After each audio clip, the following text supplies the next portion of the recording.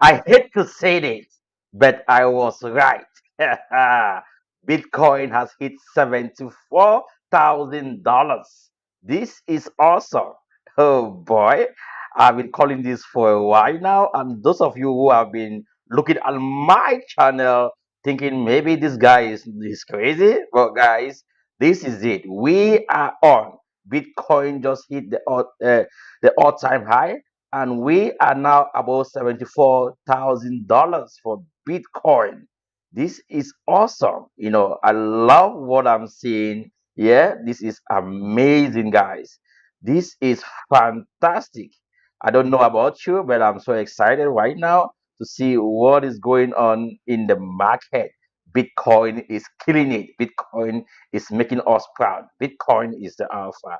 So if say you are out there and you want to make money, you should be following the BETONG crypto. Our altcoins are on fire as we speak. This is amazing. Oh boy, this is fantastic. Bitcoin has done it. Bitcoin is going to the moon. Oh boy, we are gonna go to the moon with or without your approval. This is amazing. This is fantastic. You know, we just have to make sure we are doing the right thing. Always, always, Bitcoin to the moon. Oh boy, this is amazing, guys. I love this. I love this. I love it. I love it. I'm so excited. I am a superstar. Yeah, I am a superstar. I'm happy, but of course, let me not be excited. Like, okay, that excited that I'm the best. Of course, I am the best in the industry because my analysis have been, on board. And again, doesn't mean that I was in a trade, but what means is now I know what to do if price keep doing what price is doing. I've told you guys that you need to be part of my community. You need to be part of my VIP group. You need to be part of the winning team. If you're not part of the winning team, I don't know what you're still waiting for. You need to be part of the winning team. If Bitcoin is going to close above $74,000 or $73,000, oh boy, we are going to hit it. And let's look at the chart right now. Let's see what dominance is actually doing, because it's good for us to see what dominance is doing so that we can easily look at the bigger picture of Bitcoin. Even though price is dropping a little bit, but I love what I'm seeing. Let's see. Dominance has moved, like, let's see quickly. Let's see this dominance. Oh boy, dominance is not really doing well, because of course dominance is doing well. Not that it's not doing well, but it's not that significant, but it's on track, because in a while from now, I think Bitcoin is gonna dump a little bit. But I love what I'm seeing. I'm seeing other altcoins doing so well, so great. They are reaching their highs, and we have to see this altcoin do well. But again, guys, Bitcoin is on fire. Baby Dogecoin is doing well as well. Is on fire as well. All of these coins are doing so well recently. But guys, we still have lots of resistance above that we need to keep an eye on for us to confirm that we are actually up. But it's good to see what this. Look at this huge spike. Something just happened. The market makers just push price to the upside. Now, as it stands, they can eat all of the. They can, maybe they are preparing now to push price to the downside. Remember what I told you guys? Price even went above 75,000. And I was calling for 75,000. Okay, I was calling for that. If we look at the heat map, I was talking about $75,000 that we have liquidity around that area. But now we are getting to confirm that we have gone to the next all-time high, and the Trump coin is doing so well. Now, I'm not even able to speak, guys. I'm so happy. I'm so happy. I'm so happy, so excited with what is going on in the market right now. Those of you, guys, I have this session coming. This session is going to be one of the best session you have ever attended in your life. During this session, you know what will happen? I am going to share with you guys everything I know when it comes to what market structure, support and resistance, when to buy and take out profit. Guys, if you don't know, If you don't know, we are in an era that is called the bull market, or the all season is coming. And most of the challenges in the past is that most people buy and they don't know when to sell, they don't know when to take out profit. And I want to educate you guys. I want you guys to understand price action. I want you guys to understand market and market structure, support and resistance, when to buy and take out profit. That's why I made it so easy for even the least person, even a child should be able to afford this. $5. $5. I like this. I'm giving it for free. For free. And this is something most of the guys in this industry, they're gonna ask you to pay $1,000, $500 to just for this. But I am giving you this for free because I believe this is something everyone should know. I want everyone who follow my content to be able to make money. So go and use your phone and scan this QR code, use the TIOC20 network and send $5. After you send $5, you are going to receive a link from my community. Go like join, make sure you join my Telegram group, my free Telegram group. All the links are found below this video. Go there and join. And once you make the payment, send me the link and I'm going to send you send me the screenshot of your the payment. I'm going to send you the link to be part of the group. And after that, we are going to be making better decisions in the past. Trump coin also is pumping, is doing so well. This bad boy is not stopping. This bad boy is on fire as well. It's just a matter of time before we see Trump coin go straight away to about, let's say, but let's dive to the election quickly. It's like something is going on here. Let's see. Let's see. So right now we've got a 57% chance, because if you look at the stuff that hasn't reported, we know where that is, and it's correct. I got it. So we've got about 34 minutes before more polls close and we get to the West Coast. But we have one other quick update. Jill Stein is closing in. I'm just telling you guys right now. Jill Stein is making a comeback. Wisconsin. You look at Wisconsin. There's a lot of city left in Wisconsin. Oh, wow. But let's go, baby. Oh, Trump is winning. Trump is winning. Tom, Trump are is you able winning, to go back guys. to the overall That's why you see the market odds? is pumping. The market is reacting Overall to that. presidential But odds, this it was is the not last going to screen last you were just forever. right there. You're going Not to on see the most of state. this coin pump. And I No, want it to be was here this with you previous guys. So slide. let's cash out the profit. Yeah. Let's we're at keep 71%. Can I give you what We're I'm going to saying look at here? all of your coins. At the Make beginning sure of the you join me night, right now. Vegas, before we I'm started going to go announcing see if everything, I can go live on had different Trump platforms. 60% chance, Kamala Let me 40. see. As you can see charge my here, phone it's now first increased for to anything 71.29. else. So Let me Tom, see if I can you check my confirm, phone. Tom Kornacki, Oh, boy. that things are Let dramatically me charge my phone, trending guys. towards Trump's direction, if not a landslide? Well, right. Well, we'll know when we get there. Washington, D.C. Went for I'm charging my phone a little Kamala bit. I Harris. want to go live on But TikTok. Candace, you'll be interested I want in to this. go live everywhere. We called the Secretary It's of high Elections time in for Washington, people to come D.C. on We board. weren't We're able gonna to see talk to him because he was media, being mugged talk at the about time. crypto. So, Trump is leading at 226. Georgia? Wow. Did Trump what- needs Thomas, 270 by the votes way, to win. we just went So- over 88%, Oh, and we're boy. calling Georgia. Wow. Georgia, All right. let's go, baby. Let's Let's go. go! Let's go! Let's go, baby! Cornell Let's go! West. Trump is on fire. Let's go, baby. The Trump coin is killing me. We are I told earlier. 246. My bad. Yeah. I would have told it, but I'm making money from other coins. No doubt, I'm gonna buy Trump coin when it pull back a little bit. But this coin is gonna fly to baby, to the moon, and we're gonna be here to make a lot of money from other altcoins. USA, USA, USA, USA, USA. Let me call my brother. God bless you. Let me We'll call my see brother. you- My we'll brother. see you Let in me call about my brother. 25 And minutes. shout You out. let me know whatever the next update is. That is wild. By the way, one of my favorite guests I've had on the podcast all me year call my long. brother. Him and I have established a relationship together. I just love his toughness. Some of you, if you saw the podcast, this guy got a Yeah, total Trump of 25 is million winning. views Trump on our is winning. podcast with all the 226 clips combined. right now. He's brilliant. He's sharp. He's a fighter. He's tough. I like him a lot. He's from Poland. I didn't watch He's that. one of the What they parliaments meant. in Poland. Give it up to Dominic Give Tarczynski. time with him. Come on up, Dominic. Let me see. From the get the hello, hello, How you hello, doing, hello, man? hello, hello. We are winning. Good We are to see you, winning. brother. How you doing? How's everything? We are winning. Good to see you. So much. Brother, go right ahead. One more What? time for It will Dominic. magic. I tell you. Let him sit in your seat. Yeah. Oh boy. All right. I tell you. Dominic, you deal.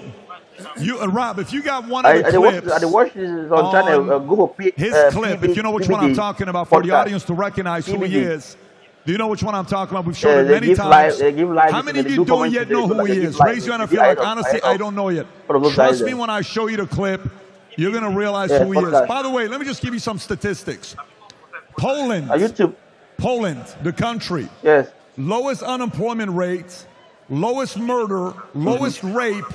Right? Am I giving a statement? Yeah, one of the lowest public debts. They do analysis. First of all, I'd like to say thank you, Patrick. Thank you to you for your commitment, for your service. Bitcoin of he life cares to $75,000. about the world. I must say that. Yeah, say thank you to this man. PBD podcast. Yes. Who would have ever thought that the guy from Poland would come on election night to comment on Donald Trump's victory? We are on fire. Come on! Come on! Trump! They'll bring this in the Yes, we need a fire. We need to have a beautiful time because we worked. You work on that very hard. You, all of us. Because we love freedom. We want to be safe and successful. In the States, guys. And you, Patrick, you're a great example. Thank you. I appreciate it. Thank you for that. Very kind words. I want to show you this clip. Dominic, let me show you the clip first. Yeah. Let me show you the clip first. Guys, this is poetry. This is made for TV. Rob, play the clip. Go for it. Watch this, folks. Raise the audio. Earlier, when you think about 100 unaccompanied children, 7 pregnant women on a ship adrift in the Mediterranean while politicians argued, do you not feel a sense of shame about that? Well, first of all, the shame, it should be a feeling present within the parents who are, in my opinion, I would say, unmature. They shouldn't take these children. They shouldn't be there. They shouldn't put their children in the risk by violation of the regulations. So that's the first question. Why these parents are not responsible for their children and getting them into this kind of situations? But this once is absolutely ridiculous that now... Okay, but once they are in that situation, don't the politicians of Europe have a moral humanitarian duty to step in? No. No, because it's not about helping someone who is receiving very hard situation about the war. It's not about refugees, but illegal immigrants. It's a law. It's a difference between illegal immigrant and refugee. And you have to remember that if you would try to cross the border, you would be killed in England, in everywhere else. Well, you cannot cross the border only because it's 100 or 200 of you. Amen. So maybe we need to hire Dominic to be the border czar of our border. Shoot, he may be able to do a better job than this other lady named Kamala. I don't know. But Dominic, to be deadly serious, I tell you what the situation in Poland is. As Patrick mentioned, the lowest unemployment, 0 terrorist attacks. The only country in Europe without any terror attack. You know why? Because there is no illegal migration. 0. So unemployment, the lowest.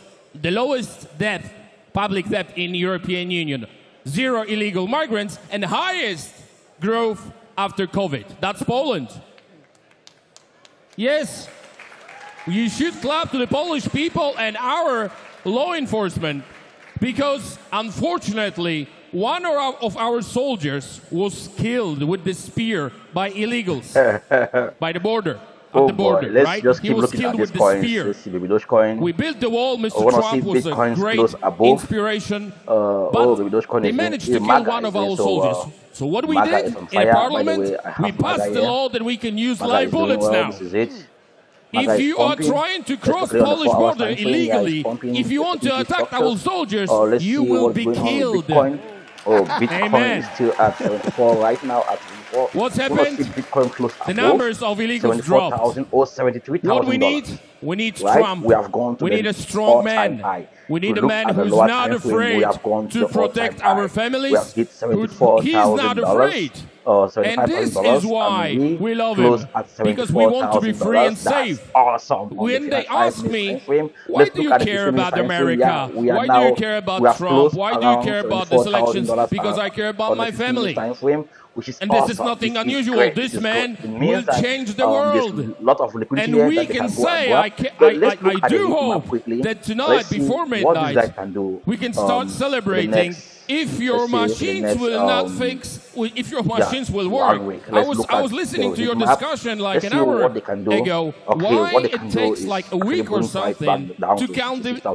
In Poland, it's 6 hours. Like the polling stations are closed at 9.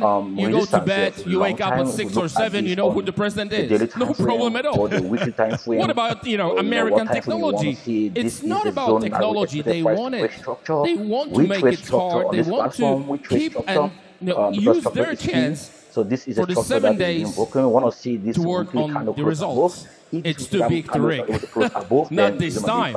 So I'm very happy that I'm here because I was elected twice as a member of the Polish Parliament and twice to the European Parliament. At the moment, I am a congressman for the Europe, right? And European Union is pumping, and I'm not going to buy it. I sold early. I don't know why I sold early.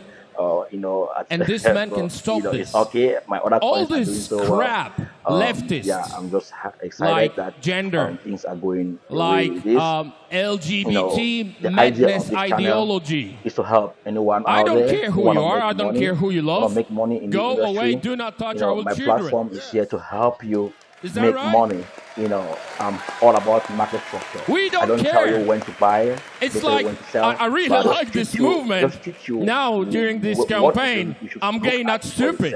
Or you buy any you know what I mean? We don't care who you sleep with, who you love, but do not come close to our children. And whatever happens in America, it happens in European Union 6 months later. So I know if he will stop this, and he says, I'm going to stop this transition, craziness and madness, we're not going to finance it, we're not going to pay for it, it will be stopped in Europe. So what is this election about for you Americans? It's about your family budget, inflation, World War III. It's about all of us. But there are common ground. There is a common ground between America and Europe, like family values, family safety, children's safety. World War III is one of the subjects. We want peace, and he promised to stop World War III. I mean, direction towards World War III. So it is important. I hope Pennsylvania, what is it now? It's 49%. If he takes Pennsylvania, we can open some nice bottle of some nice drink. So yeah, I miss my entry now. I'm happy to be here with you. I feel a little bit bad. Patrick. I love it.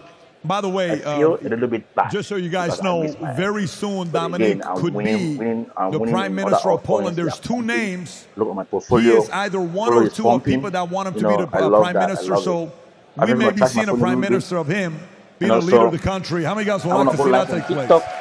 Fully qualified to do something like that.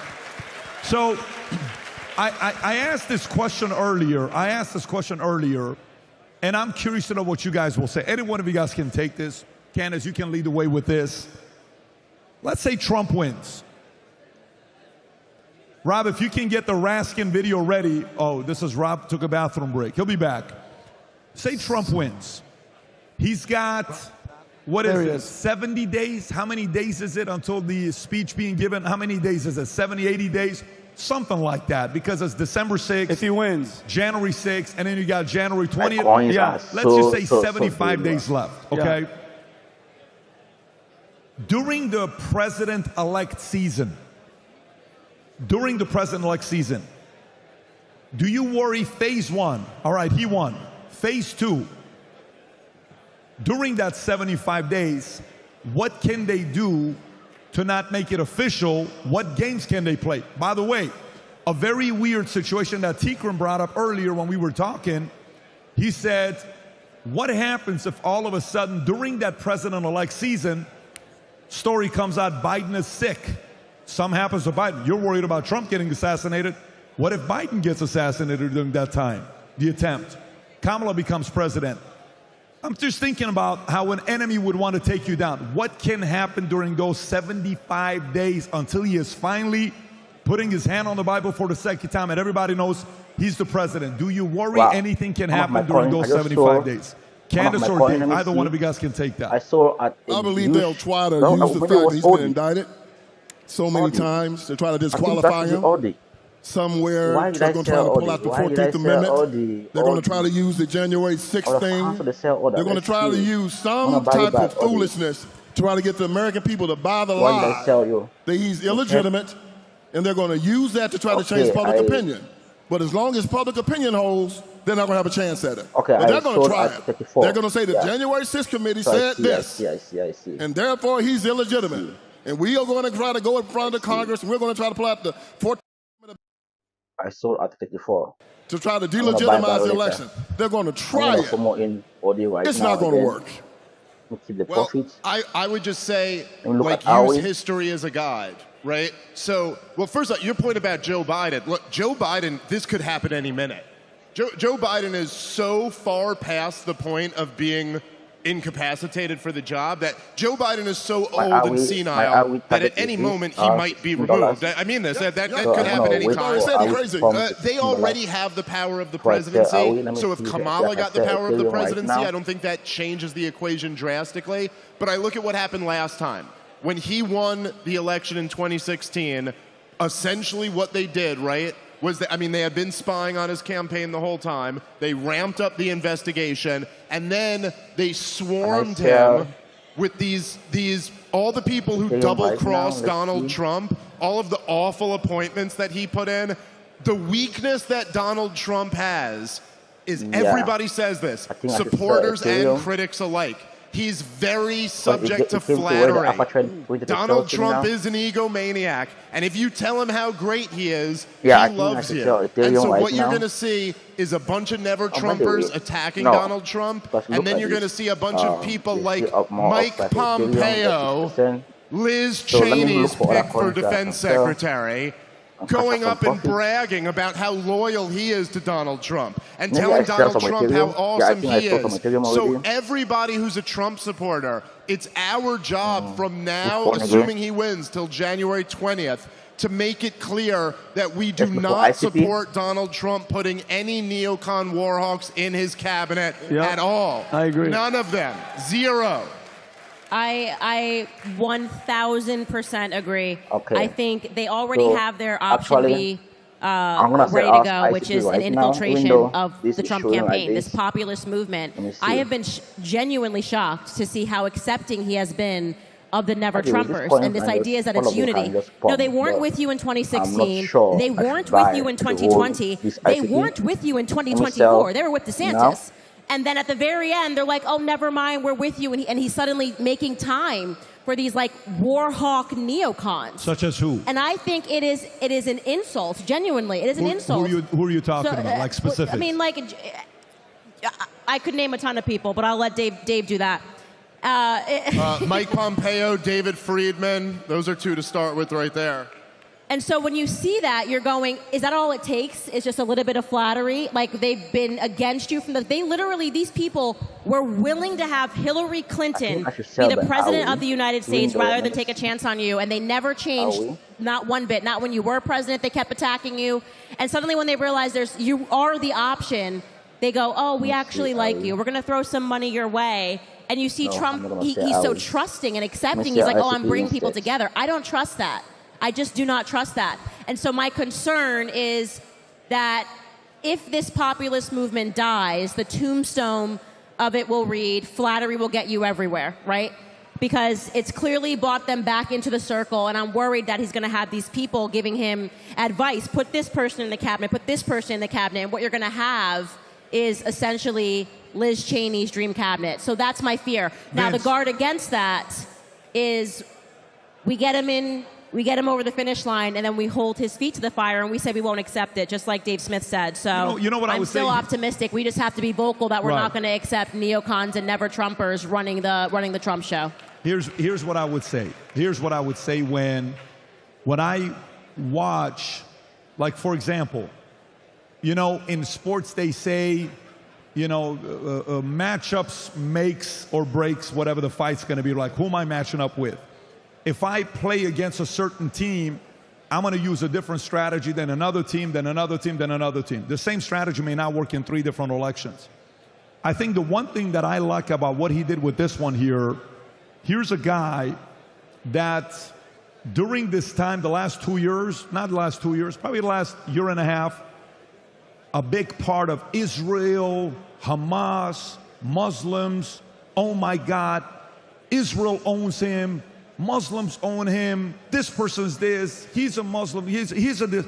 All of this stuff that went on, that tensions went very high the last 12 months. I think we all know what we're talking about. We saw this, it was everywhere.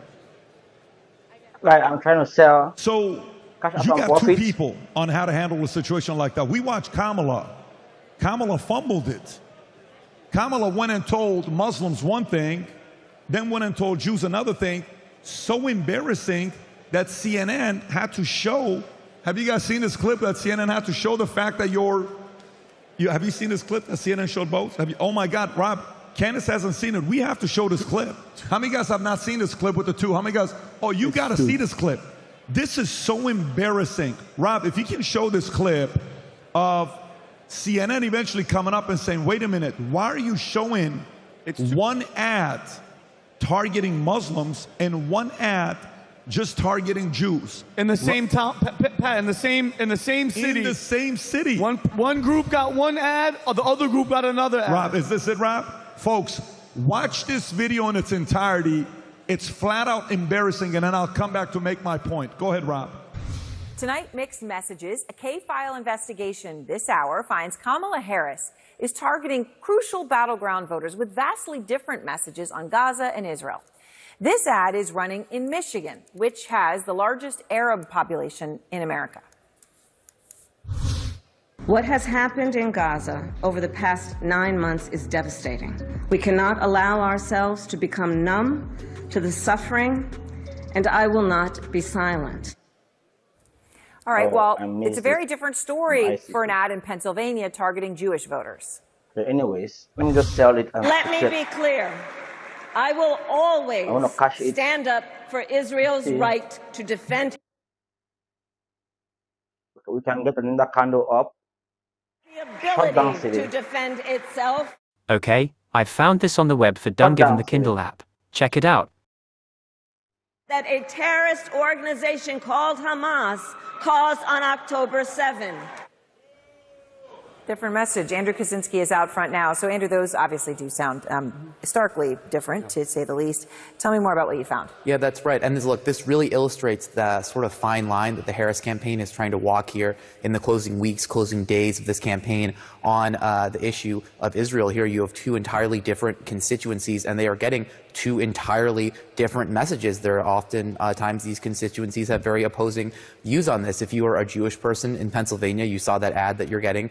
You are getting that ad that talks about how strong she is in Israel. If you're a Muslim voter in Michigan, you are getting that ad on Facebook that's talking about how she won't be silent on the issue of Gaza. Now, what's really interesting here is that ad that we just played, the one that's going to Jewish voters in Pennsylvania. Now, it sort of sounds like those two clips of her talking about Israel are together, but they actually cut part of it out. Take a listen to what they cut. What has happened in Gaza over the past 10 months is devastating. President Biden and I are working to end this war such that Israel is secure, the hostages are released, the suffering in Gaza ends, and the Palestinian people can realize their right to dignity, security, freedom, and self-determination. And you've seen, too, that they cut out that portion of the ad where they talked about Gaza from her DNC speech. Those two parts were together. They sliced them. They cut that part out. Now, look, she's also getting hammered a lot on this issue by Republicans. We talked just a couple days ago about how those robocalls You can pause this right now, Rob. You watch this. By the way, the point I'm trying to make is there are certain sensitive topics that you have to be careful on how to maneuver, because you can lose a community, and all it takes is 1% here, 1% here. Later on, if you ever run for office, you're going to have to be doing that yourself as well. You're going to be around for a while.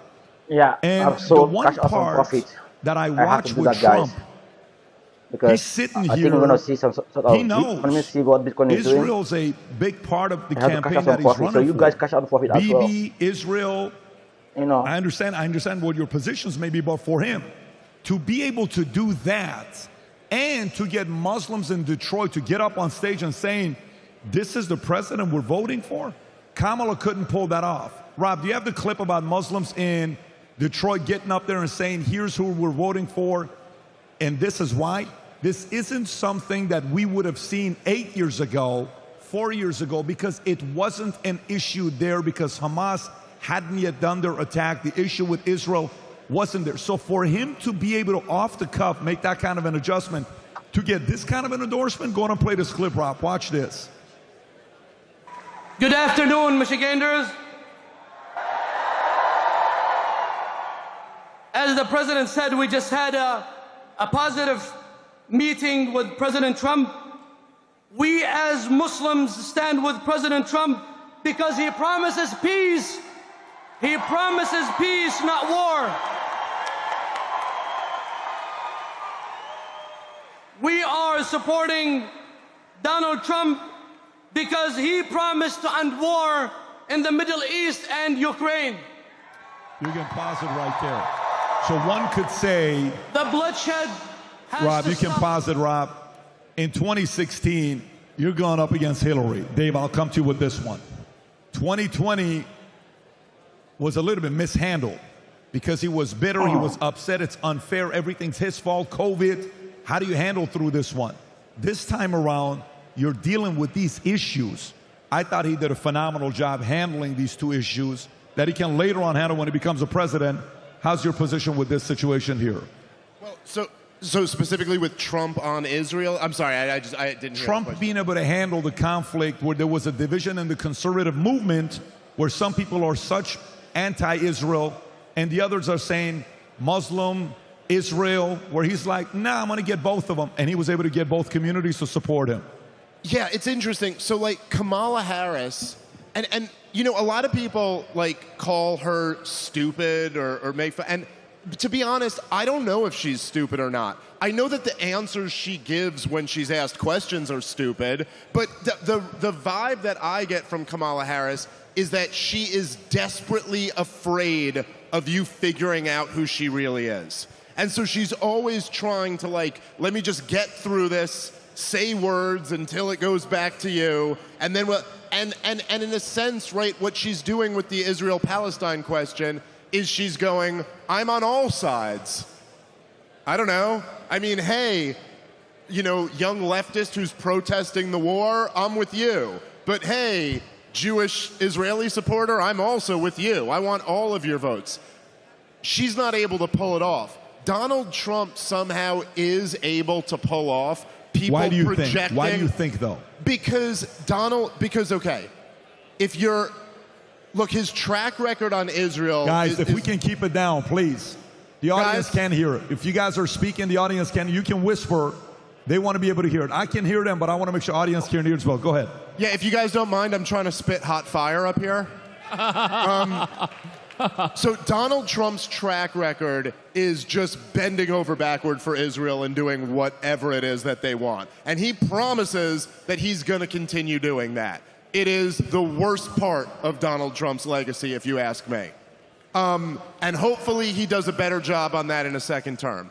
But at the same time, Donald Trump still represents such a departure from the war machine, from the track that Washington, D.C. has been on for generations, that it's still enough for these Muslims who just want peace to project onto Donald Trump that maybe he would actually come in there and be a departure from the neocon consensus, whereas we all know that Kamala Harris is just going to be a continuation of the status quo, which means blindly, unconditionally supporting Israel, no matter how horrific what they do. Dominic, what's your position on this? Very, very simple. He is talented.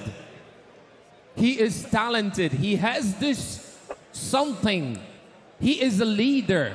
That is why when he says he's going to end this war, Russian-Ukrainian war, Russian aggression, to be frank and to be very specific, he has ability, he has a talent to do so. Because if he's able to take Jews, Muslims, non-believers, gays, I mentioned I'm gay, not stupid, that was a group of gays supporting Trump. If he can bring all these different, so much different groups, he can end up all these wars. He will do what has to be done about Iran, I do believe. Do you remember famous quote? Do you remember when one of the top terrorists was killed? He went out and he said, he died like a dog. Yeah. He was very straight about it. No one really, the free world did not expect President of the United States, even President, to come out and say, ladies and gentlemen, this older man was lost his life. No, he says he died like a dog. Bitcoin dominance is flying. That's what he says, and I love it. Bitcoin dominance.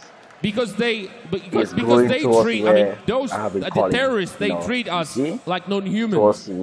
Non-believers, non-humans, let's kill them all. So he died like a dog, and I love this quote because he's very straight. That was argument against him. That the language he uses is not diplomatic, that he tweets mean tweets, that the way he speaks, it's not for the president. He's the president of the people. He doesn't have to do that. I mean, the amount of money he owns, he says that many times, I would be somewhere on the beautiful, sunny island, not Epstein Island, but on some island, and I don't have to do that. So I would answer and I would describe it as a talent. And she has this, primitive laugh. This laughter is just irritating everyone. And he's coming, you know, he's coming, he's getting into the room, and you feel this sigma. You feel the man. You feel the guy who's not afraid. And now in 2024, we need someone who is not afraid and talented. Okay, I want to come to Candace, but before I do, there's a guy that wants to say hello to everybody. Rob, if you're ready, bring him on. Some of you guys may recognize this guy. Let me know if you recognize him or not. Rob, if you're ready, if it's in the Zoom, let the man in. He's in a cage. He wants to be free. Do we have him on? I think Joe calls this man a national treasure. Rob, if you have him on, just show his face. The moment his face shows up. There he is. Woo, Alex. Yo, man. Alex, you're the man. Poland loves you. Alex, how you doing? What's happening? How you feeling about tonight?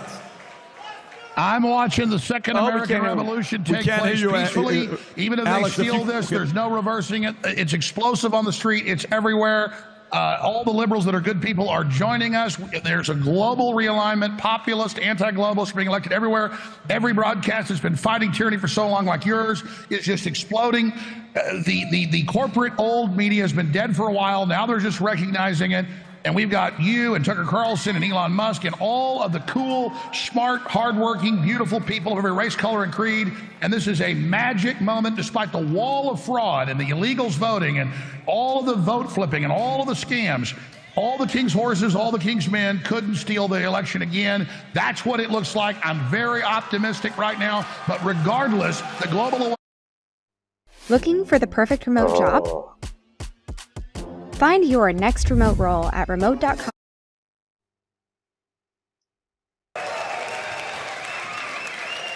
Alex, anything that you're concerned about? Is there anything though that's going on that you're a little bit paranoid or nervous about, or you're pretty steady optimistic?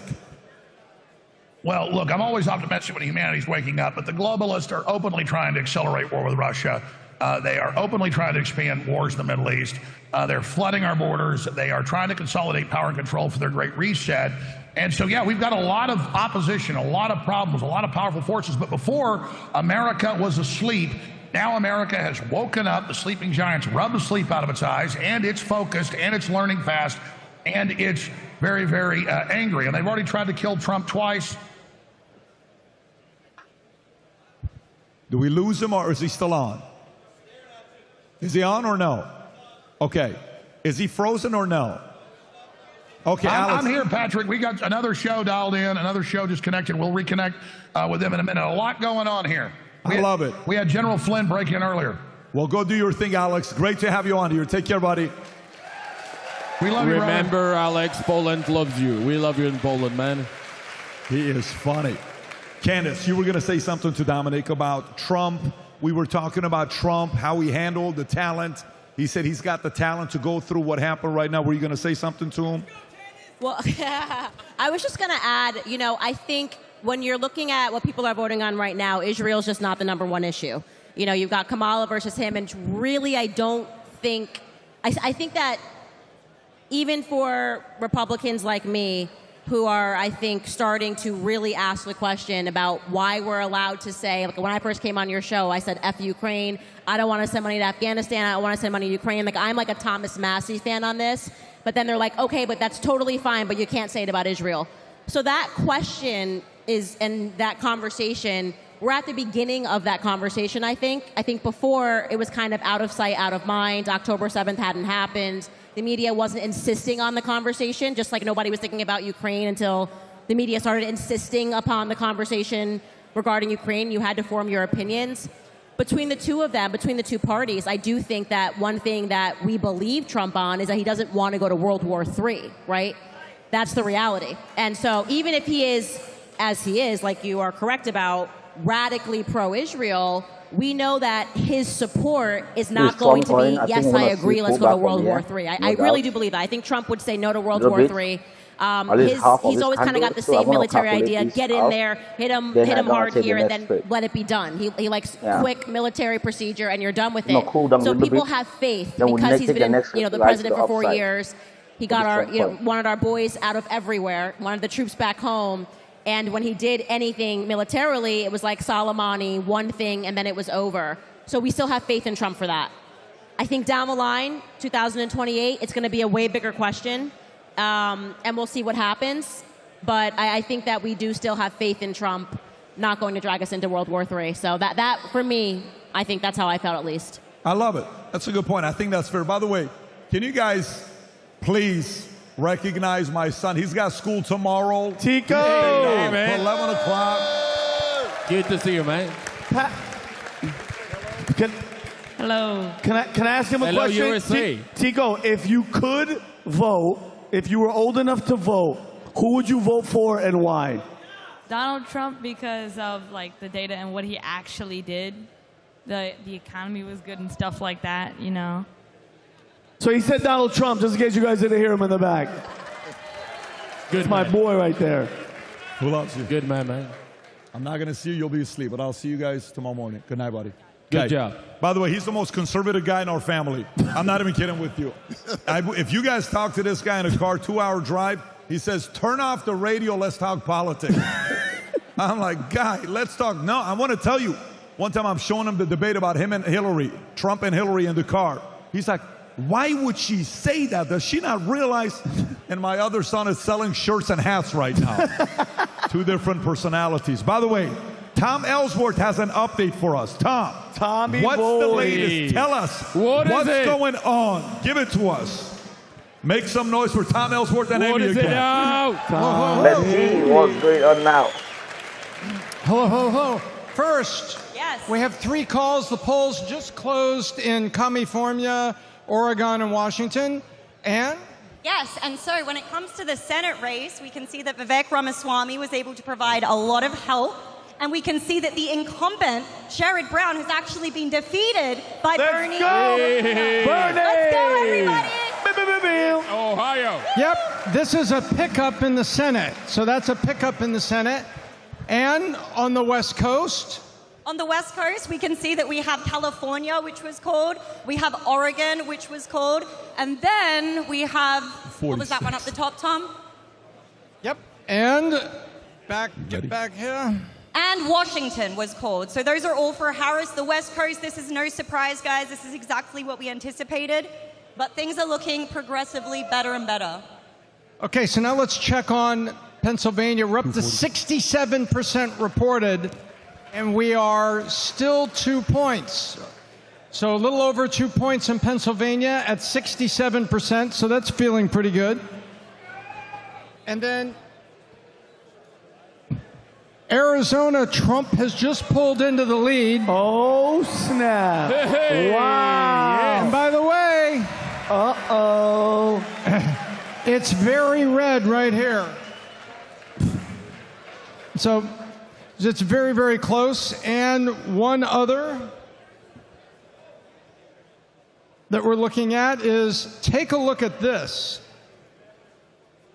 Wisconsin, 61% in, and it's a 2-point lead right now. So the math on this becomes pretty favorable, even if you can't call Pennsylvania.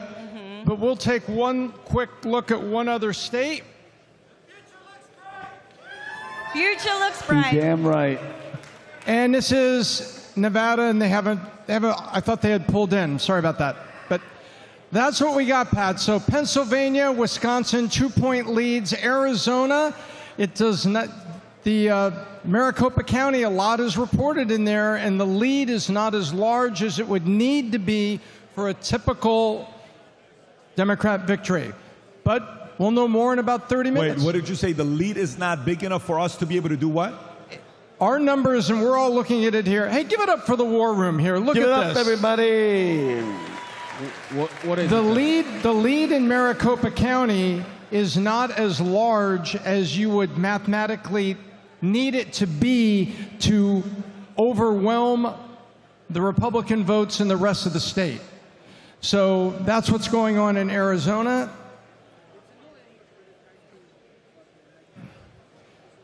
So you can see, take a look at Maricopa County. See, that's only 2 points. And so the rest of the state is 24,000. Yep. Yeah, it says 24,000. However, it says 54% estimated reporting, and the probability rate is still for Trump 57%. So there's a ways to go here, but there's an awful lot of red country out there. Got it. Got it. So that's where we are. So we're sitting at 246.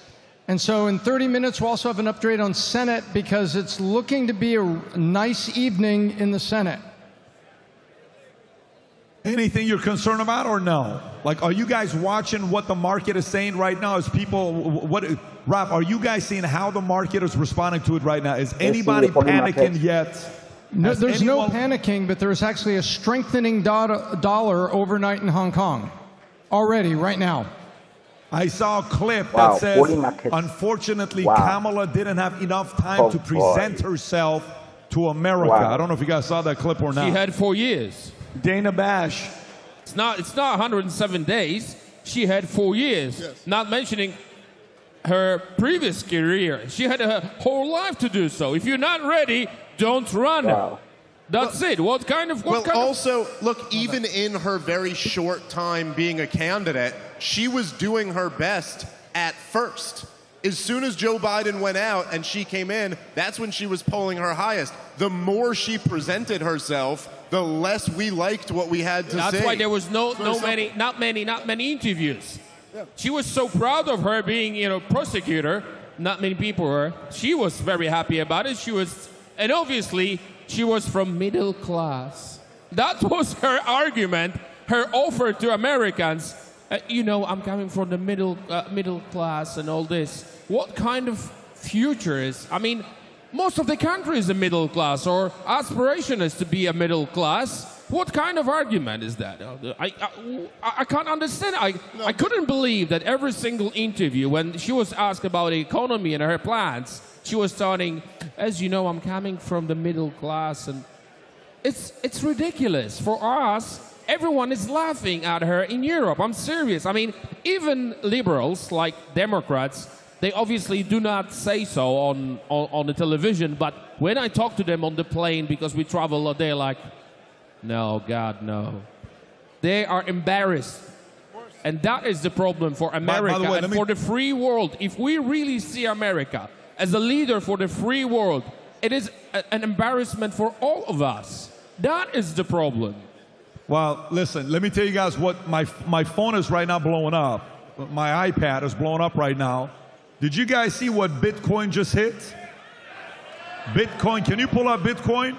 Bitcoin just hit $74,000. All-time high ever. 25. So what they're saying is the market is saying they're leaning towards thinking Trump's winning tonight, so everyone's buying crypto, everyone's buying Bitcoin. Who knows? Candace is not convinced.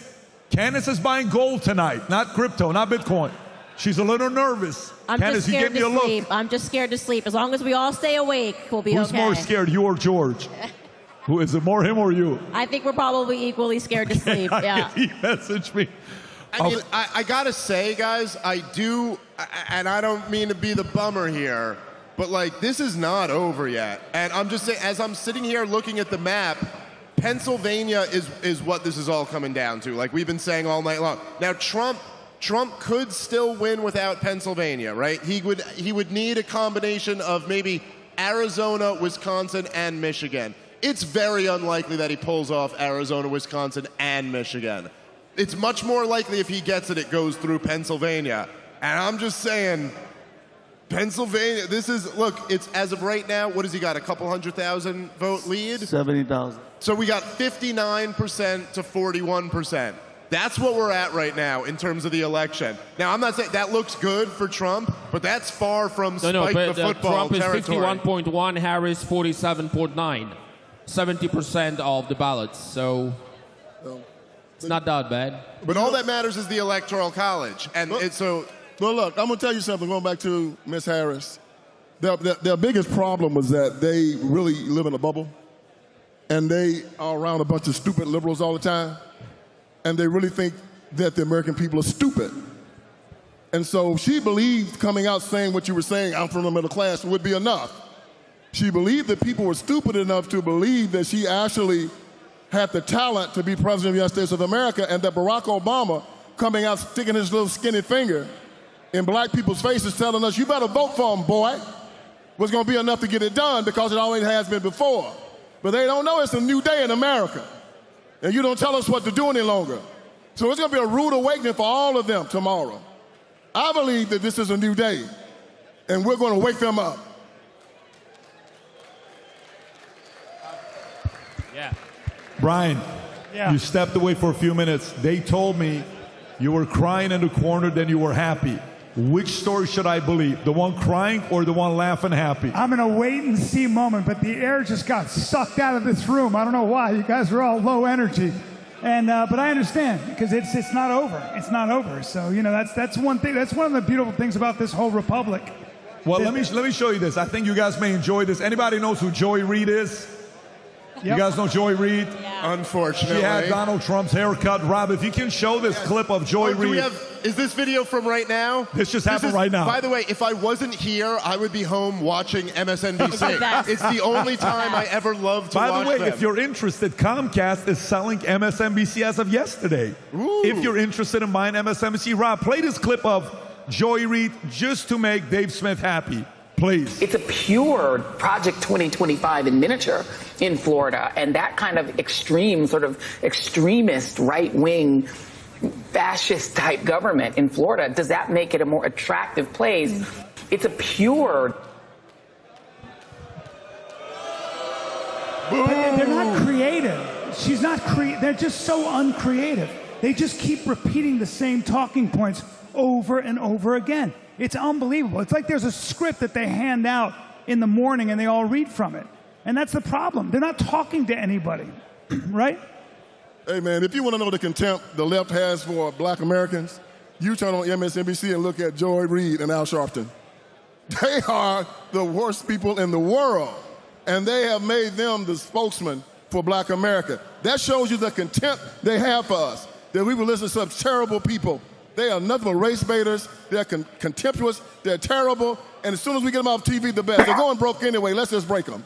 And Dave, if I may, the worst thing is that they think that most of Americans are waking up in the morning and they're thinking about abortion. Let's have an abortion. That's their main concern. Every single thing. So because they use this argument as a weapon during this campaign. They don't know that most of Americans are thinking about the inflation, the bills to pay. They think in their brains that the most important subject which will give them a victory is abortion, killing babies. This is what they think. And this is the most scary part of it, because they are out of control.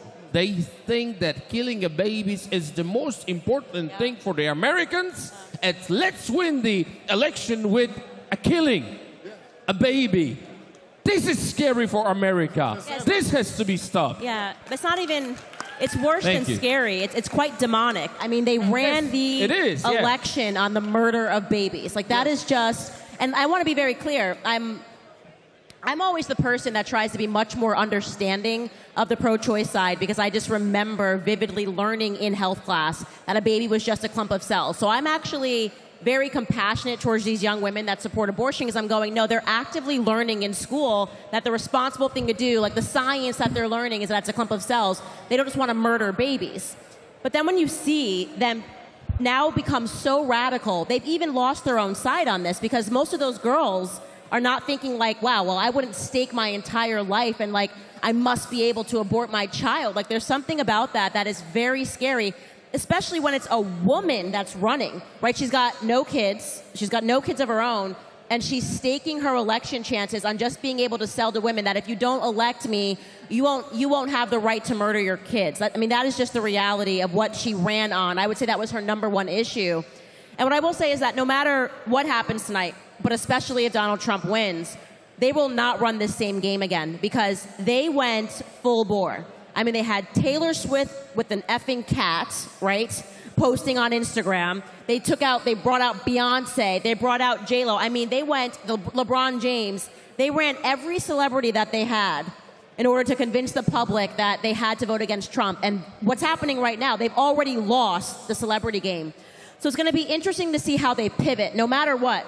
That I think we have now fundamentally changed the way that we have proven that people are fundamentally changing the way that they vote, especially black men. That is the kill shot to the Democratic Party.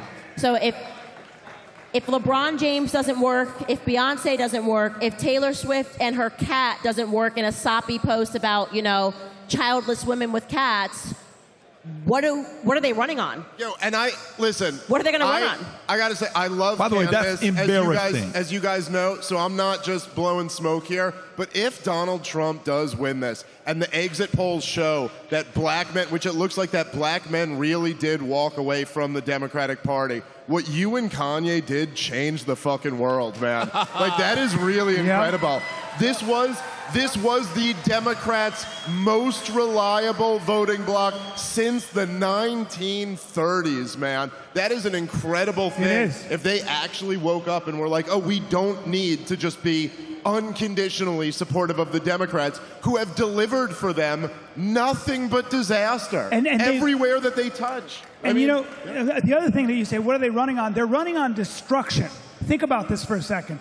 They are running on, as far as they're concerned, our institutions and our traditions are inherently what? Racist, patriarchal, and all these things. So the only way to equalize the playing field is not to change them or work with anybody, it's to tear them down, which is why they don't want to debate, which is why they don't want to talk. And so that's what they run on. Let's destroy, and we'll rebuild it in our image to the great God of equality. Yeah. That's what they talk about. And they're all about socially engineering equality. And when you do that, somebody's got to be at the top of that food chain, making sure everybody is doing exactly what they tell you.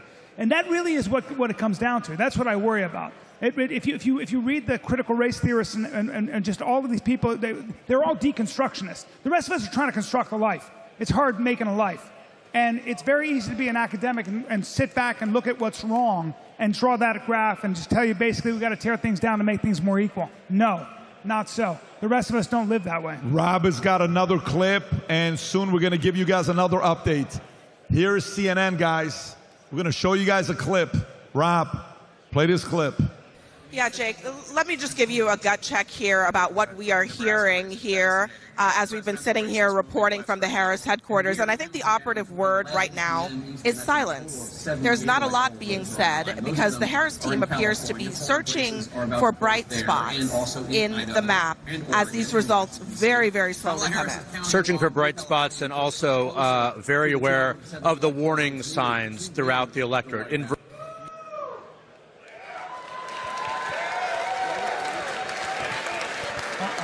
Tom, do you guys have an update?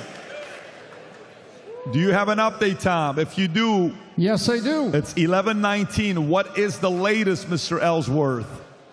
So let's go take a look in the Senate. We already know that we had one Senate flip, and there were 3 key races here. And then Candace, I know you're a student of this stuff. So we know what happened in Ohio. Let's go see how the other Democrat incumbents are doing in Wisconsin and Pennsylvania. In Wisconsin, there we go. With 62% in, it's a tight race, but Eric Hovde is ahead of incumbent Tammy Baldwin. That would be a flip if it holds up. In Pennsylvania, so David McCormick is 80,000 votes ahead of Bob Casey with 72%. That would be a flip. So that's the Senate, and that's pretty big because the president needs a majority in the Senate. That's the executive branch, and it's the Senate. So we have that. It is getting, let me go back to president here.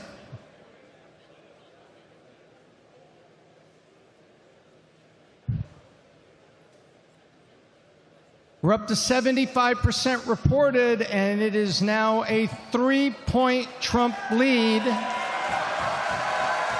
in Pennsylvania. Yeah. Nice. If he wins Pennsylvania, does he win the election? That's it. Is that That's it? it. That's it? If he wins, he wins. Really? Well, what do you got him at? He's at 246. Pennsylvania's 20. So that would put, or Pennsylvania's 19 rather. So that would put him to 265. He would be 5 short. 4 points within 4 points. 265. He's 5 away, and he's gonna pick up 5 others. If he wins Pennsylvania, he wins. So where we're at with Pennsylvania, and there's one more district in Nebraska that has gone. So he's sitting on 247 right now. With Pennsylvania, he would need 3 for 270. But Patrick can buy him those votes. And may I call your attention to Alaska? Alaska. That's it. Oh yeah. Pennsylvania plus Alaska, and this election is concluded. So in other words, to make it simple, stupid for everybody, if Donald Trump wins Pennsylvania, Kamala Harris has to win everything else.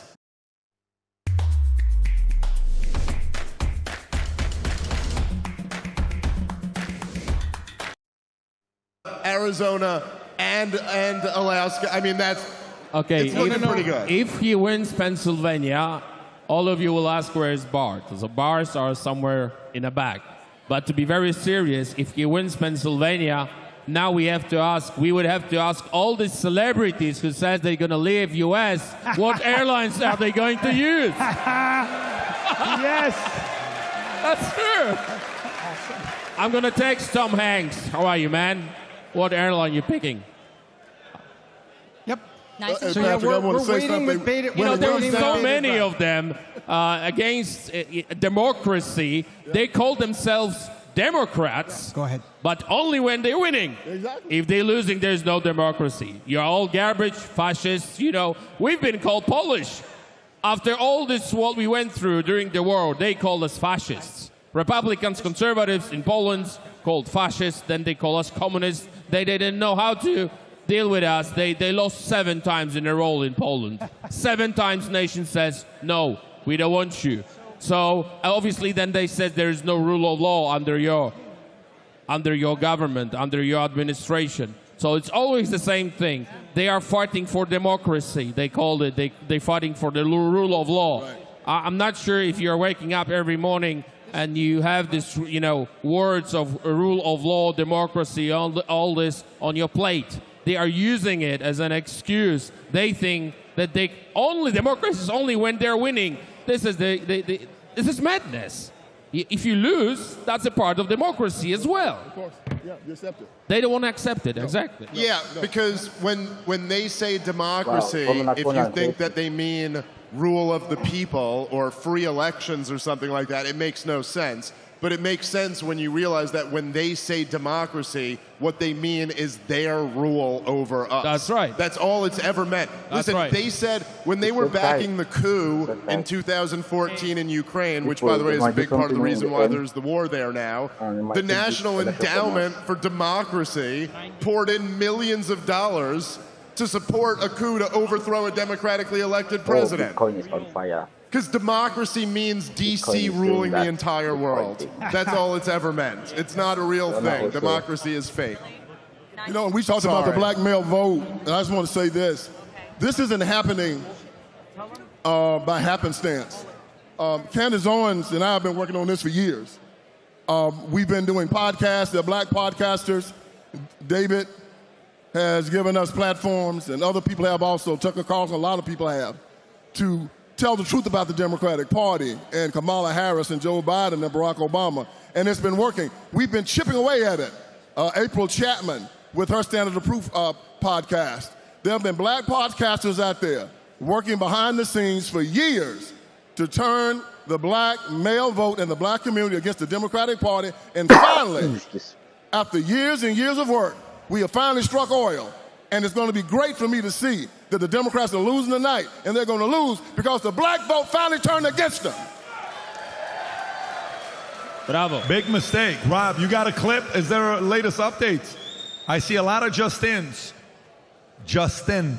Tom, do you have an update? Do you have that one, Rob? Tom has an update. Oh, Tom has an update. We like when Tom's got an update. Okay. Tom, only if it's a good update. It is a good update. Let's see what you got, Tom. Bring it. Okay. The update we have is Maine Congressional District 1, which is a small Republican fort in the middle of Maine, has been called. So now it is 248.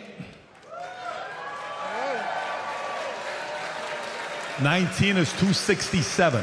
And 19 is 267. No, and add 19 to 248. No, I'm counting Pennsylvania. What's Pennsylvania? 19. So that would put it at 267 is what I'm saying. That's correct. And Alaska is? Oh, wow. Yes. Oh, wow. Yes. Oh, man. Too big to rig. Tom, if you get this thing right tonight, everyone's buying you a drink tonight. No, I think America... Tom likes Blue Moon, by the way. If you like Blue Moon, Tom's a Blue Moon guy. You know what? I think all of America should find somebody that disagrees with them and offer to buy them a drink and talk them off the ledge. You're amazing. You're amazing. Rob, go ahead and play the clip you got. Folks, turn your attentions to this video. Go for it. Let's see what we got here, man. It is in Democrats' nature to be anxious, and we are certainly at peak anxiousness. I think the conversation that you were having in the last panel about the Latino vote is really interesting. Some of these numbers are a little bit jaw-dropping, looking at, potentially 45% for Donald Trump in some states. And that is going to cause a real reckoning within the party on how we talk about, message to, and integrate, a huge part of our base, typically, in all of this. I would say, though, that the campaign and people that I've been speaking to have said nothing has been called. Our paths to 270 have not been blocked off. And as we continue to get more vote in, and I should add to the numbers that they messaged to you, Detroit is coming in. And Detroit had a very good day with in-person voting today. And the suburbs of Atlanta outperforming where Biden was there. One point of concern is that she's not doing as well in the rural areas as Biden did. and that's something that they're paying attention to. But I'm hearing more and more from people that I'm speaking to, blue wall. And this morning, we were talking about, well, if you pick up North Carolina and Georgia, again, they're not off the map, but it is feeling like more of that laser focus on the easiest route. And by the way, she's not a Trump supporter. She can't stand Trump. So just so you guys know, the person I just talked, what did you just get? You just got in saying Kamala Harris's camp is not responding? Yeah, apparently Kamala Harris's headquarters is no longer responding to the news and giving statements right now, so they are feeling a bit glum over at the Kamala HQ. Not what we're getting. Not what we're getting in this room, so. Can you imagine, like, right now, they're sitting there on the other side, wondering what went wrong. Lex Friedman just tweeted, Rob, something very good. Lex, if you can go to Lex's tweet, the last tweet that he just put up, he said something very interesting. And by the way, I think the game is changing. Guys, you realize right now we're at 257,000 people live watching this podcast. Wow. Nice. Hear me out when I say this. For those that are watching, we thank you for watching us, but ask, why are you watching us? Why are you here? None of us are from Columbia. We didn't go to Yale. We didn't go to Harvard. We don't have a journalistic, I don't know if you do, Dave. I don't think you do. None of us have a journalistic degree that we're doing this. Why is America flipping to this? Because there was an attack on tradition. Tradition is what makes up culture. And tradition is an experiment that worked. Yes. It's an experiment that worked. And we've been told for too long that, you know, a man is a woman and a woman is a man, and you are whatever you feel like. And the only metric, the only rudder in the wind is how I feel, which changes with the wind. And so nobody can just, the Democrats, or let's just call it the radical authoritarian left, has given us no bedrock to moor into. None. I don't even know, and what a surprise that I have no idea what she stands for. She couldn't even articulate that when given softball questions on her own friendly territory. What does that say? Two things. One, she doesn't know what she stands for, or she's hiding something. And it's probably something very radical that no one agrees with. No one. You know, but when you find out that this guy was in the Olympics, and he was pretending to be a woman and hitting and knocking that almost really, like, he could have ruined that woman's career. She spends her whole life getting to the Olympics, and she's never been hit like that hard, because that's a dude. And none of us agree with that. Nobody. And how interesting that even Kamala Harris and the Democrats are distancing themselves from this gender ideology. So it shouldn't be a surprise that most of us are going, hey guys, this is a little much. It's a little much. People are fed up with fake news media. This man took a bullet for this country. What did they say? That it was staged. Fight. They are mental. Normal people would not ever say in this moment that was staged, like millimeters from taking his life. And people are fed up with fake news media.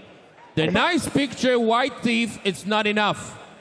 People want honesty, Patrick. That is why you, Joe Rogan, Cannons, and people with a huge audience are changing this country, because people are fed up with fake news media. Thank God for your job. And I was going to say, like, 250,000 people watching this, I mean, I feel like no one has had a more tumultuous year than me, right? And what this year has taught me is that at the end of the day, the American people literally do not give a single shit what the mainstream media says. They just want authenticity, right?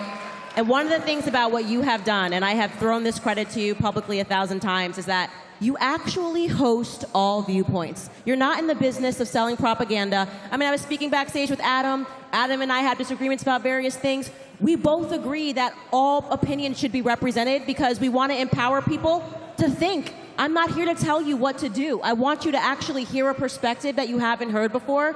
And we believe, we don't look at the audiences and go, we're so much smarter than you. You know, we know what you should be thinking and listen to us. We don't ordain ourselves kings and queens. The media has lost that. They've completely lost that. They've lost faith in the American people, and the American people have lost faith in them. And so I think this is, like I said, the game has changed, And the pivotal moment this year, I was really stunned by it. He did something. It took a lot of humility. I don't think it will make a difference. Was Jeff Bezos writing that op-ed in the Washington Post and saying what we've all felt. Crazy. Who are you writing this to anymore? You're writing these pieces to yourselves. You elites, you meet in the Hamptons, you have your little meetings, you have people on stage talk about fake news and how you're going to address the epidemic of fake news. Nobody cares what you say. Nobody's anymore. reading. By the way, all of you, the point you're making, you can make some noise. Absolutely make some noise for this. But I want to add to this. By the way, watch this. I was saying Lex's tweet. Rob, can you go back to Lex's tweet? So few things we're learning. Case study for 2028. Lex says, looks like Trump is going to win potential landslide, leading in every swing state. We don't know that yet. However, let that sink in. P.S. Long form podcast. I hope to see politicians from both sides do 2 to 3 hour genuine human conversations moving forward. The one he did with Lex was actually one of my favorite ones because they talked about it was only 45 minutes, but I thought it was great. Watch this. Do you know what magazine is for sale effective yesterday? Time Magazine. Do you know who owns Time Magazine? Mark Benioff. Do you know who Mark Benioff is? He owns what company? Salesforce. Do you know what his net worth is? $10.7 billion. You know who turned down an interview to Time Magazine just a month ago? Kamala Harris. You know what he bought Time Magazine for? $190 million. Do you know how many subscribers Time Magazine had when he bought them? 4 million. Do you know how many subscribers Time Magazine has today? 1.6 million. Wow. Do you know WAPO, when Bezos came out and says, I don't give a shit if I lose subscribers, 2.5 million subscribers. He says, I'm not endorsing Kamala. Overnight loses 200,000 subscribers, bunch of employees. LA Times loses employees. 200 papers, including USA Today, who typically would have endorsed the left, said we're not doing it. Comcast came out. They're like, look, all these other businesses we own, they're performing. Roku, performing. All these other guys are performing. Does anybody want to buy MSNBC? And I was like, no. Does anybody want to buy CNN? No, we don't want to buy them. By the way, CNN and MSNBC, celebrity people that get up there and thinking you're very important, your salary's been declining because they're no longer making money. And a reason why you're seeing these CNN people bashing Kamala, showing a clip that one page is her doing what John Kerry did in 2004, I believe, the flip-flop and stuff. Why are they doing it? If you don't, you're out of business. If you're out of business, no one's paying you. These people that are watching, they're just saying, who can I trust? No wonder Rogan's the #1 podcast in the world in 94 countries because people trust the guy. Tucker is 2-3. Theo Vaughn may be one of the best podcasters out there. Funny as hell. Top 5. This guy Sean Ryan coming out there doing interviews, blowing up all over the place. Yourself. All these guys, why are people going to them? The market is shifting, disruption at the highest level. And a lot of these guys are used to doing this. We just got a report right now. They don't know how to do this. And American people just want to do this because you know what this is? By the way, if we right now were having dinner, our dinner sounds like a podcast. People would sit there and say, wow, what was that all about? It's a great conversation. This is what America and the world is begging for. Yo! Mainstream, they're done with you. You are manipulating and they're done. The market is no longer working and they're walking away. Not because we have some fancy degrees, because people trust being real and sincere. Very simple, and the market's always right. Yeah, you wanted to say something. That's like one of the best rants I've ever heard, 100%. And if I could just add to that, right? Why is it, and this is the really interesting question here now, right? Because obviously you have, look, Donald Trump, the entire corporate media told you for 8 years that this guy was a Nazi and a Russian spy and a whole bunch of other lies that all basically meant you are not allowed to support this guy. And he's about to be reelected for a second term, it looks like. So that is obviously a huge rejection of this media apparatus. Of course, he did all the big podcasts. Trump did. Kamala Harris didn't want to do them. That's going to be a big part of the story here. But just one step further, right? Why is it that this happened? Think about the advantage that the corporate media had on people like us. They were years ahead of us, and they had billions of dollars of budget. That, like, listen, like, Pat, obviously, you got a few bucks that you made all this happen. This is pretty cool. But you don't have the budget that CNN has or the New York Times has. You have a fraction of the budget of those giant players. So why is it that the ratings for this show are crushing all those guys right now? And this is it. It's what I told Chris Cuomo when we debated, if any of you guys happen to see that. Our currency is the truth. That's our value. And the corporate legacy media has lied about everything. And when I say everything, I mean literally everything. In the 21st century alone, what did they lie about? 9/11, the wars, the financial crisis, Russiagate, COVID, Hunter Biden. Dude, just this week, they tried to convince us that Donald Trump said Liz Cheney should be executed by a firing squad. I almost voted for him twice. Turns out that was a lie. He didn't say that. We're really still hoping he says that at some point. But I'm just saying they lie about everything. Because they think they're smarter than the average American. And they don't have it anymore. But that's the liability. The liability is by the way, but before they react, they're reacting for a reason.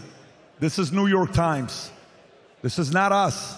Wait, hold on. This is New York Times. Likely Trump winning 299 to 239. Whoa. This is New York Times, who can't stand Trump. By the way, Tom, you know what this reminds me of? 2016, you and I are on the phone at 3:30 in the morning. You're like, look at New York Times. Can you remind me of that story? Can you stand up so we can see you? Because only I didn't want to say the word because I want to offend. People could see you. Just stand up so they can see you, Tom. I usually answer the question with, I am standing, but go ahead. We were watching the New York Times, and we saw the New York Times meter in about 20 minutes just move back as the blue wall was not a blue wall. Remember? That didn't come true. And I said, Pat, go here and watch. And we're watching it, and it says, all of a sudden it says 75% Trump. How is this possible? And then the Wisconsin votes and the Michigan votes and the Pennsylvania votes came in, and we were like, oh my word. And that's where it came in. And that's where you've got right now. You've got the New York Times that now is saying an 89% Trust me, chance. They don't want to report this. I'm telling you guys right now, all of these guys are begging to save their jobs. Some of these guys internally, they're sitting this. They want to vote for Kamala, but they don't want to lose their $5 million salary. And if Kamala's president, their salary drops. If Trump is president, they got somebody to talk shit to for 4 years to get advertisers. Deep down inside, these guys want Trump to win. When it comes down to their bank account, they just don't want to say it in front of their friends. Some of these guys are sitting there saying, hey man, I don't want to lose that 25% salary that I'm getting right now. Don't drop it. Brian, I think you want to say something. Yeah, and by the way, watershed moment.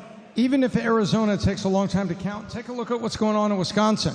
72% have counted now. It's a 78% chance of winning Wisconsin. Wow. Look how red it is outside those cities. Wow. Brian, go ahead. You were saying.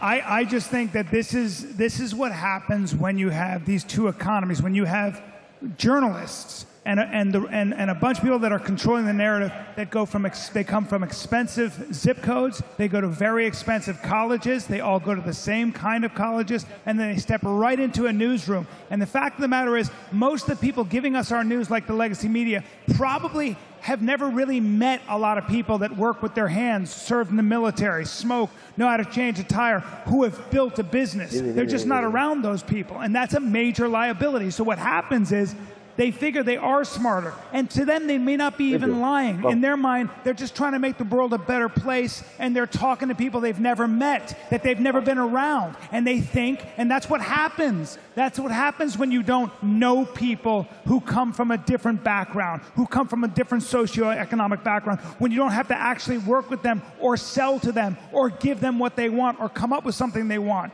You start to think, well, they're not as smart. They're not as smart. They don't have my education. Because let me tell you the big difference between what I think is the left and the right at this point now. The big difference is, I think most of the people on the left that control the narrative, whether they're in media, whether they're in Hollywood, whether they're in academia, those people have heard and read about life. They haven't done life. Right. And all of you guys have done life. That's what it means when you want to build a business. You got to come into contact with objective reality, fail, readjust your approach, come up with a better way to do it. And that's how you learn about life. You cannot just read about life and hear about life and think you know life. And that's who I think populates the mainstream media. And now I'm going to sing a song. No, I can't. No, I can't. No, I forgot my harp. Did you bring the harp, Dave? I was ready for it, Brian. Okay, I know, but I was ready for it. I haven't done my vocal warm-up. Let me tell you, I was going to be, I wouldn't be surprised if you know how to sing. Vince, I think you wanted to say something. You know, Patrick, one of the reasons why you guys are so successful, including you and Tucker and Rogan and all of them, is that when you turn on your shows, you see alpha males. I see you and your guys debating up here, man. You guys are all testosterone filled. You're men. And that's missing in mainstream media now. Got a bunch of wimpy, sorry, crying beta males. But nobody wants to see that. So they turn on your show. You got men talking to one another. You turn on Tucker, he's got men. You turn on Rogan, you got men. You turn on, you look at Candace is alpha female, she's going, you know? And they're afraid of us. I look at you, alpha male. You know, as you say, we don't care what you do in the privacy of your bedroom. Stay away from our children. So we wake up one morning and we see drag queens shaking their asses in the face of our children in grammar school. And we say, what's going on here? How did this happen? We hear they're bringing the Bible out and they're putting porn into our libraries. And we're saying, how did this happen? They're allowing grown men to participate in sports against our daughters. And we're saying, how did this happen? And we woke up and we say, this stops now. And so you talked about it. Tucker talks about it. Rogan talks about it. We talk about it. And everybody hears it, and they stood up and say, this stops now. This is what this is. It's a realignment. Like you say, it's culture and tradition coming back. We decide our culture. They do not. And we've decided that we're Americans. Amen. Dominic, go ahead. When they ask me how we did it, how our government achieved what we achieved, I mean, the safest country in European Union without any terror attack, I said, radical, be radical. How to stop it? Just stop it. Don't talk about it. Do it. We need the man who is not afraid to stop this madness, Hollywood madness, to stop this fake news media. You have to just do it. You have to sign the document and stop it. That's right. Because America is at the moment when it's hard to imagine that all this madness is not present. So you have to change the way of thinking. We never thought that Polish law enforcement will be allowed to shoot and kill. It changed when our soldier was killed. We decided, okay, there is no time for discussion. There is no time for thinking, debating. We have to act now, not tomorrow, now. And this now for America is now, tonight. We have to, you have to. Mr. Trump, he has to do it. And I believe he will do it. When they ask us what you're going to do with illegals who manage to cross your border, we're going to deport them. We did in one day. One day. If celebrities are ready to leave this country when Trump is a president, I'm going to wave them. When you ask me what to do with illegals, deport them. There you go. Who's stopping you? That's how it should be done. We need a man in charge, and he's the one. It's going to be interesting when we see that. It's going to be interesting when we see that. Rob, you want to pull up that report, the one that Ben just got? Check this out, guys. Again, to validate the messaging, the market is talking, and here's what the market is saying. If you want to pull this up. Rob, if you have it, you don't have it? Okay, he needs 1 second. Can we get it hotter in here, please? What'd you say? Actually, guys, check this out. So watch this. This just came in from Ben. This is all the, if you can zoom in a little bit, all the main lives on YouTube right now. Well, watch this. Number 2, AP. Number 3, ABC. Number 4, Charlie Kirk. I just told him the other day, he's doing such a phenomenal job on TikTok with the clips he's making. Number 5, Benny. Number 6, Timcast. Glad he's back at it. 7, MSNBC. Megyn Kelly. By the way, Megyn Kelly's endorsed. Megyn Kelly may run for office one day. She is. How many guys like Megyn Kelly? Anybody's a Megyn Kelly fan? I think she's getting inspired to do something. Daily Wire, good for them. NBC News, go a little lower, Rob, if you could. I don't know who else is next. BBC, Al Jazeera, look at this. All the folks that people are watching right now, what's going on. But you're in the room of the ¡1 streaming worldwide. Congratulations to everybody here. Podcast in the world. That's what it is. Phenomenal. I'm going to take a selfie. Wow.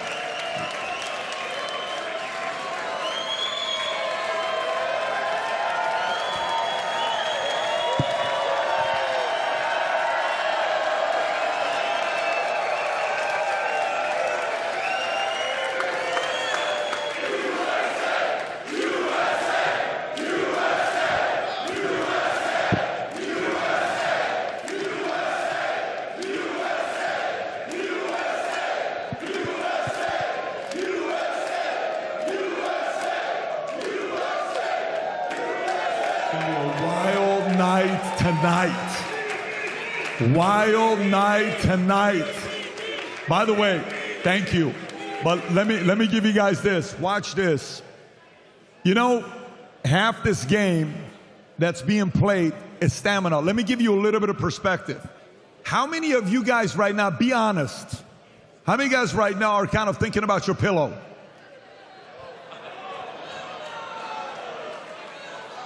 No, by the way, for those of you that are worried about lightning striking, raise your hand. How many guys are like, honestly, I'm kind of thinking about my pillow right now? Raise your hand. Respect. Check this out. There's this 78-year-old man that finished up his rallies yesterday at 3:30 in the morning.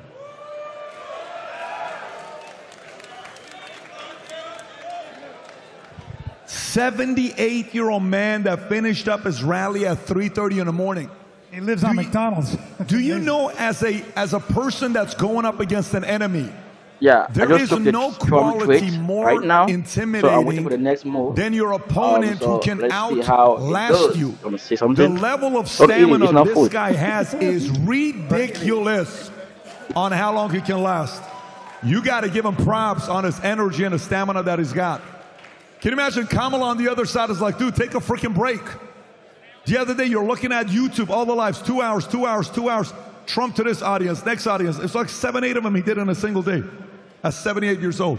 And we're supposed to believe Kamala's going to win tonight? American people are supposed to sit there and believe that the person that works less, drives less is going to win? I don't know. I think even...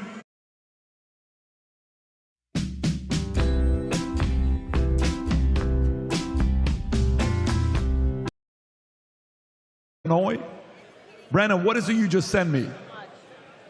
Yeah, it's nice. Can you show what you just posted? Sick. Yeah, I love it. I love it. Sick. Crazy. Yeah, crazy. I'm good, man. I got some stuff here. I'll take it, bro. I'll take it. Rob, do you have that, what he's showing? Thank you, Adam. No Celsius at this time. Say that again. Rob, do we have the latest? You want to show that?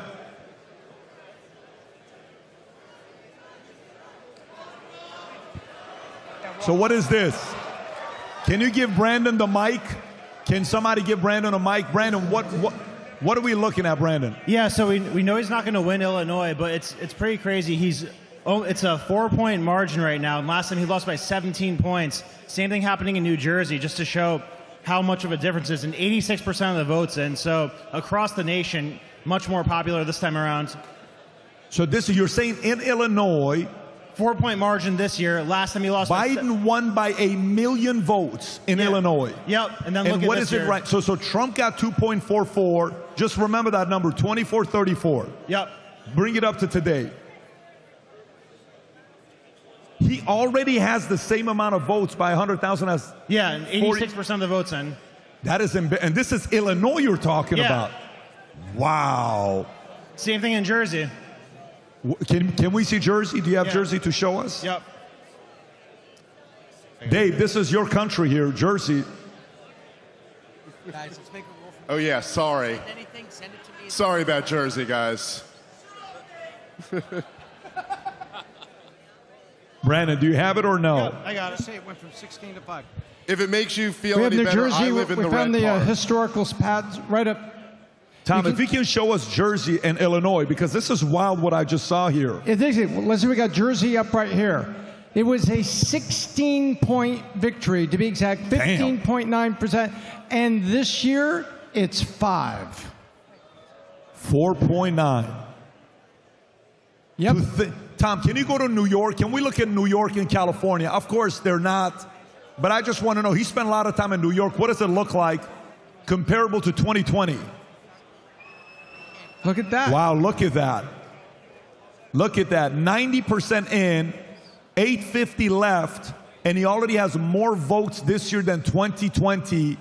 7% more votes than 2020 in New York. Yeah, that's correct. Yep. And the New York Times is reporting, as of 10 minutes ago, a 90% probability that he will win the popular vote by 1 point, even when the avalanche of votes is counted from California. Wow. Who said that? What? New York Times. New York Times said that. What? Yeah.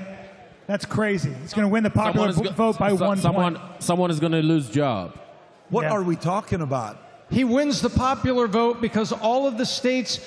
So Kamala still wins New York, but you can see how narrow it is this time versus last time. Wow. So when you count everything up on a national basis, New York Times is saying there's a 90% probability right now he will win the popular vote by a little more than 1%.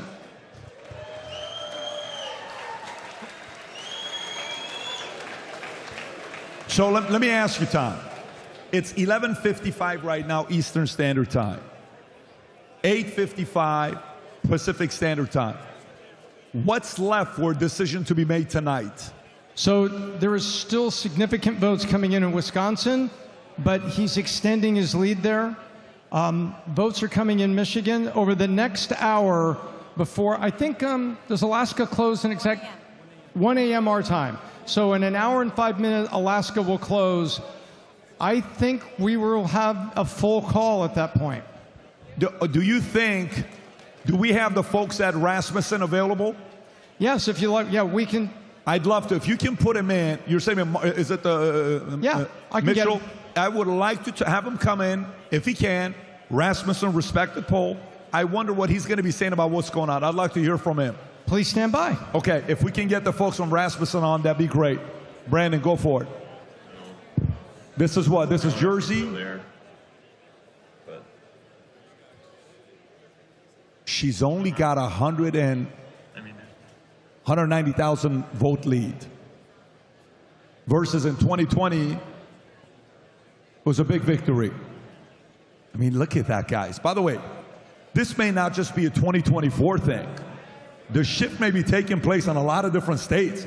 By the way, just for shits and giggles, Rob, can you pull up California, if you can pull them up real quick.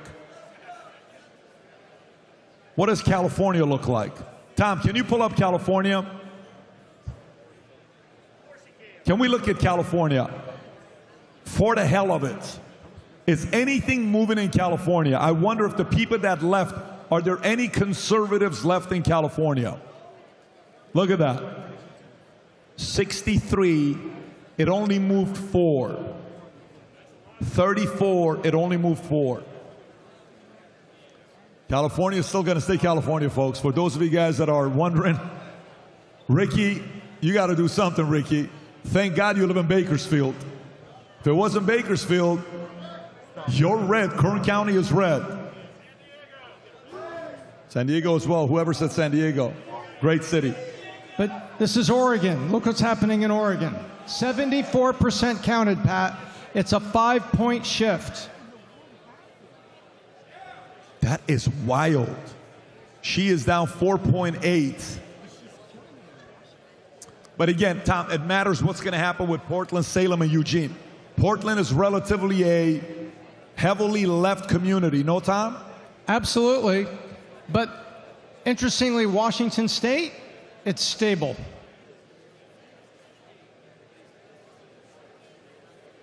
Wow.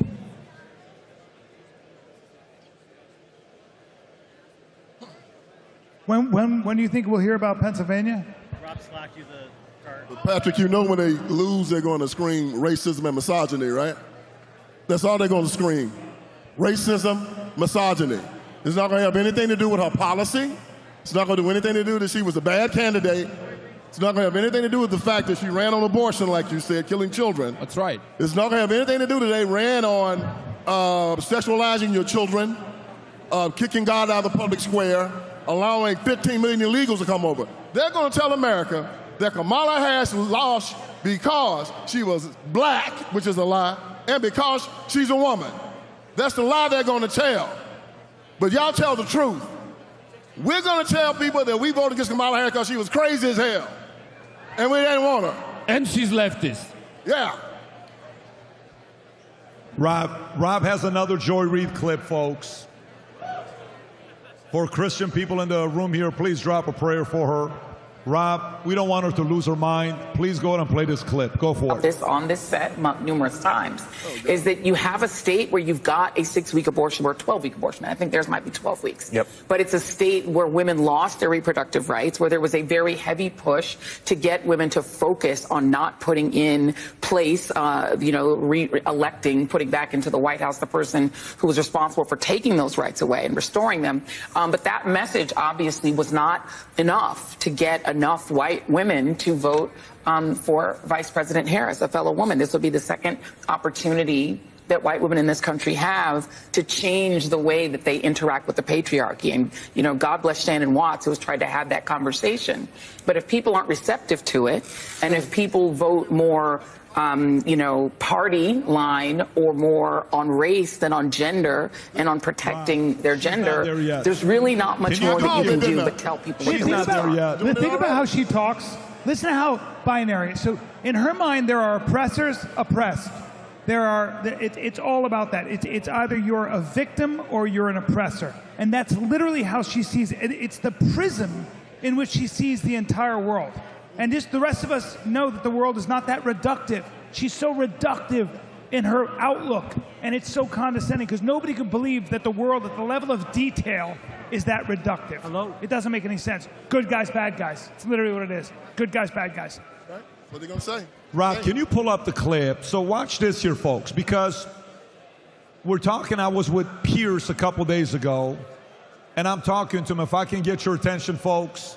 Some of you guys are speaking. Guys, in this room, if you want to network, go outside. Here, let's stay with us. I'm talking to Pierce, and he asked me a question about what he thinks is going to happen post-election.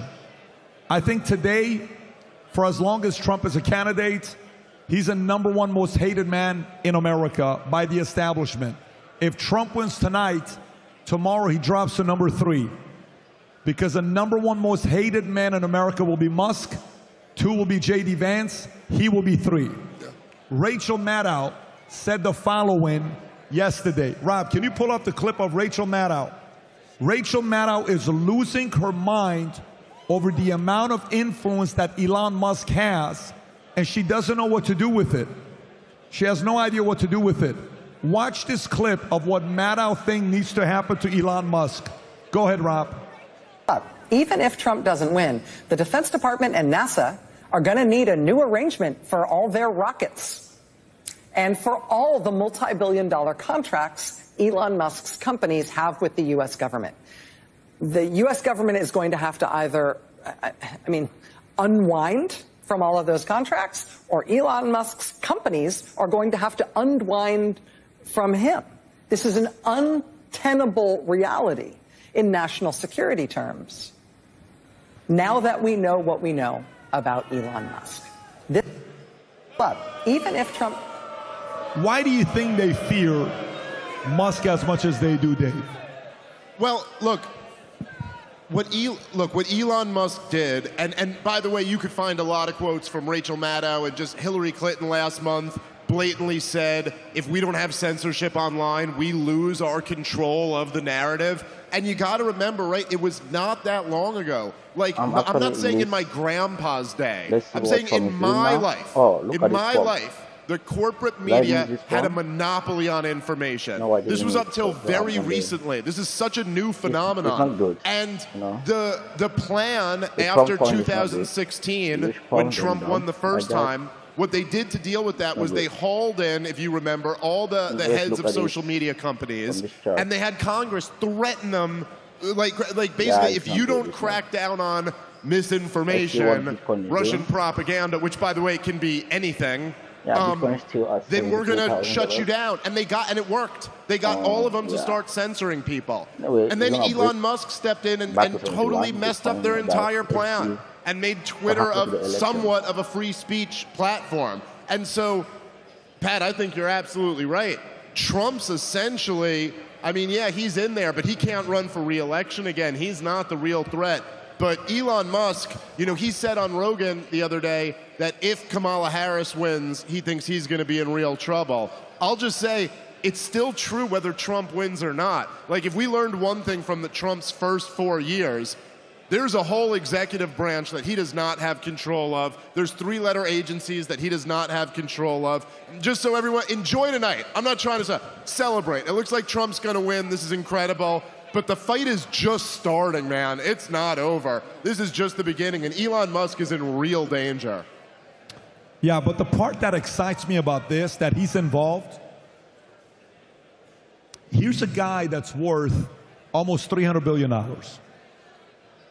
By the way, he can go buy a small country and just enjoy himself if he really wanted to do it, right? But he's choosing to buy X. He's choosing to do all the stuff that he's doing. And now you realize if Musk doesn't buy Twitter, Alex Jones is not on the live today because he would be suspended and YouTube's not going to let him back on. If Musk doesn't buy X, maybe all the other platforms don't let him back on. If Musk doesn't buy X, maybe Mark Zuckerberg doesn't write that letter to Honorable Chairman Jim Jordan. 100%. If Musk, so he is in the way, in a big way, because Google can't do what they were usually doing. Google's like, oh, we made a mistake, and Rogan was very noble to say YouTube didn't make a mistake. That, the whole Trump-Rogan, you couldn't find, other clips were coming up. He said, no, YouTube didn't do anything. You can still find us over here. I think they're going to go after this guy hard, but if they win, he's got 4 years to get in to expose enough people where the shit could stop the next 4 years. I think he's going to be very formidable, but I do think he's enemy to state #1 the next 4 years. I don't think anybody's ahead of him. I think he's #1. Vince. David, do you know why? You remember why Musk turned on them and bought Twitter? They transitioned one of his children, and he said he didn't appreciate it, that they had gotten too dangerous, and he had to come out against it. And this is what they've done. They've started bothering people's children. Wow. And you take it too far when you bother their children. And every man that has any bit of testosterone about him, the things you have to do in the family is that first you have to love your children and your family, then you have to protect them. And a man that doesn't protect his own children is not a man. And these people have gone after our children, and real men are standing up, and they're saying, this stops here. Yeah. Just building on that, I think that was kind of one of the talking points that the left actually lost. They really attacked J.D. Vance for making the statement that you don't want a bunch of childless cat ladies in positions of power.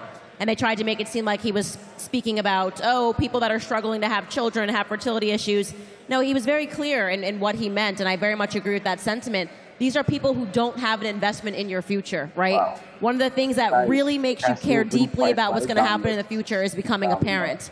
And when you get people like Kamala Harris, who doesn't care at all about your future, she cares about herself, she cares about where she's going, she cares about how she can climb the power totem pole, that's a very scary predicament for America.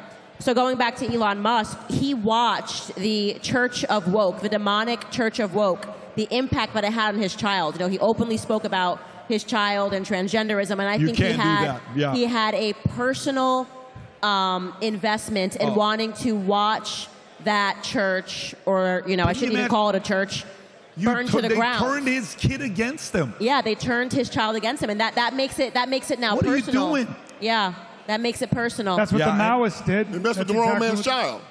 Well, listen, look, here's what I've learned in life. I don't know why God's given me a strange memory. And for whatever reason, when I was a small guy and whatever businesses I was doing and some of the people were underestimating, I will never forget the phrases, the lack of respect or any of that stuff. It just stays. And like, no problem. It's like the scene where Trump is sitting there and Obama's making fun of him at that one dinner. You know which one I'm talking about? And he's like, got it. I will forever remember this. Or when Obama was doing mean tweets with Jimmy Fallon or Jimmy Kimmel, and Trump said whatever he said, and he says, at least I will go down as a president.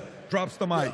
And Trump's like, no, I don't forget it. There are certain people in life you do not screw and cross over because they got a memory they will never forget. They're going to come after you. This is one of those guys. Rob, do we have Mark Mitchell from Rasmussen on? Is he on? If he's on, can we put him on so everybody can see it? Is he on? Everybody make some noise. Mark Mitchell from Rasmussen Polls. So, Mark, thank you for joining us. How you doing out there? How's everything? Whoa, welcome. I'm doing great. I wouldn't miss this for the world. Man, we are having a good night right now. I know this is your game. This is the world you're in. Like if somebody's watching baseball, you watch all the stats, all the trades. Is Juan Soto going to go to the Mets? Is he going to stay at the Yankees? Why did he do the post-game interview saying he wants to sit with everybody? Does he want to go to the Dodgers? That's the world of people that follow baseball. You follow polls. What are you noticing that's a weird pattern for 2024 that's different than 2020? The weird pattern is, once again, all the mainstream media pollsters lied and shilled for Democrats. If we weren't out there putting out our daily numbers all the way going back to the beginning of Kamala Harris's candidacy, listen, week after week, we showed that Trump was winning the national popular vote by 2 points. Everybody else went massively left. Like Reuters Ipsos had Trump winning and went all the way out to Harris +6, and then they came all the way back to us. So it looks like in every single one of these states, we really nailed it. And Trump's sweeping the battlegrounds. That's like really where we're at right now. And nobody in the media could bring themselves to say them. It's like their managing editors forced them to say that this race was just too close to call. It never was. So, okay, so when you're watching, are you sensing where there is, because what I'm noticing, and maybe I'm wrong with this, and you can correct me with this one, where they're kind of trying to downplay the credibility of Rasmussen. They'll only look at certain polls that favors them, and they're like, no, Atlas Intel, don't look at them, no, Rasmussen, no, they're not even coming to you guys anymore. Is it at a point right now that they can no longer hide?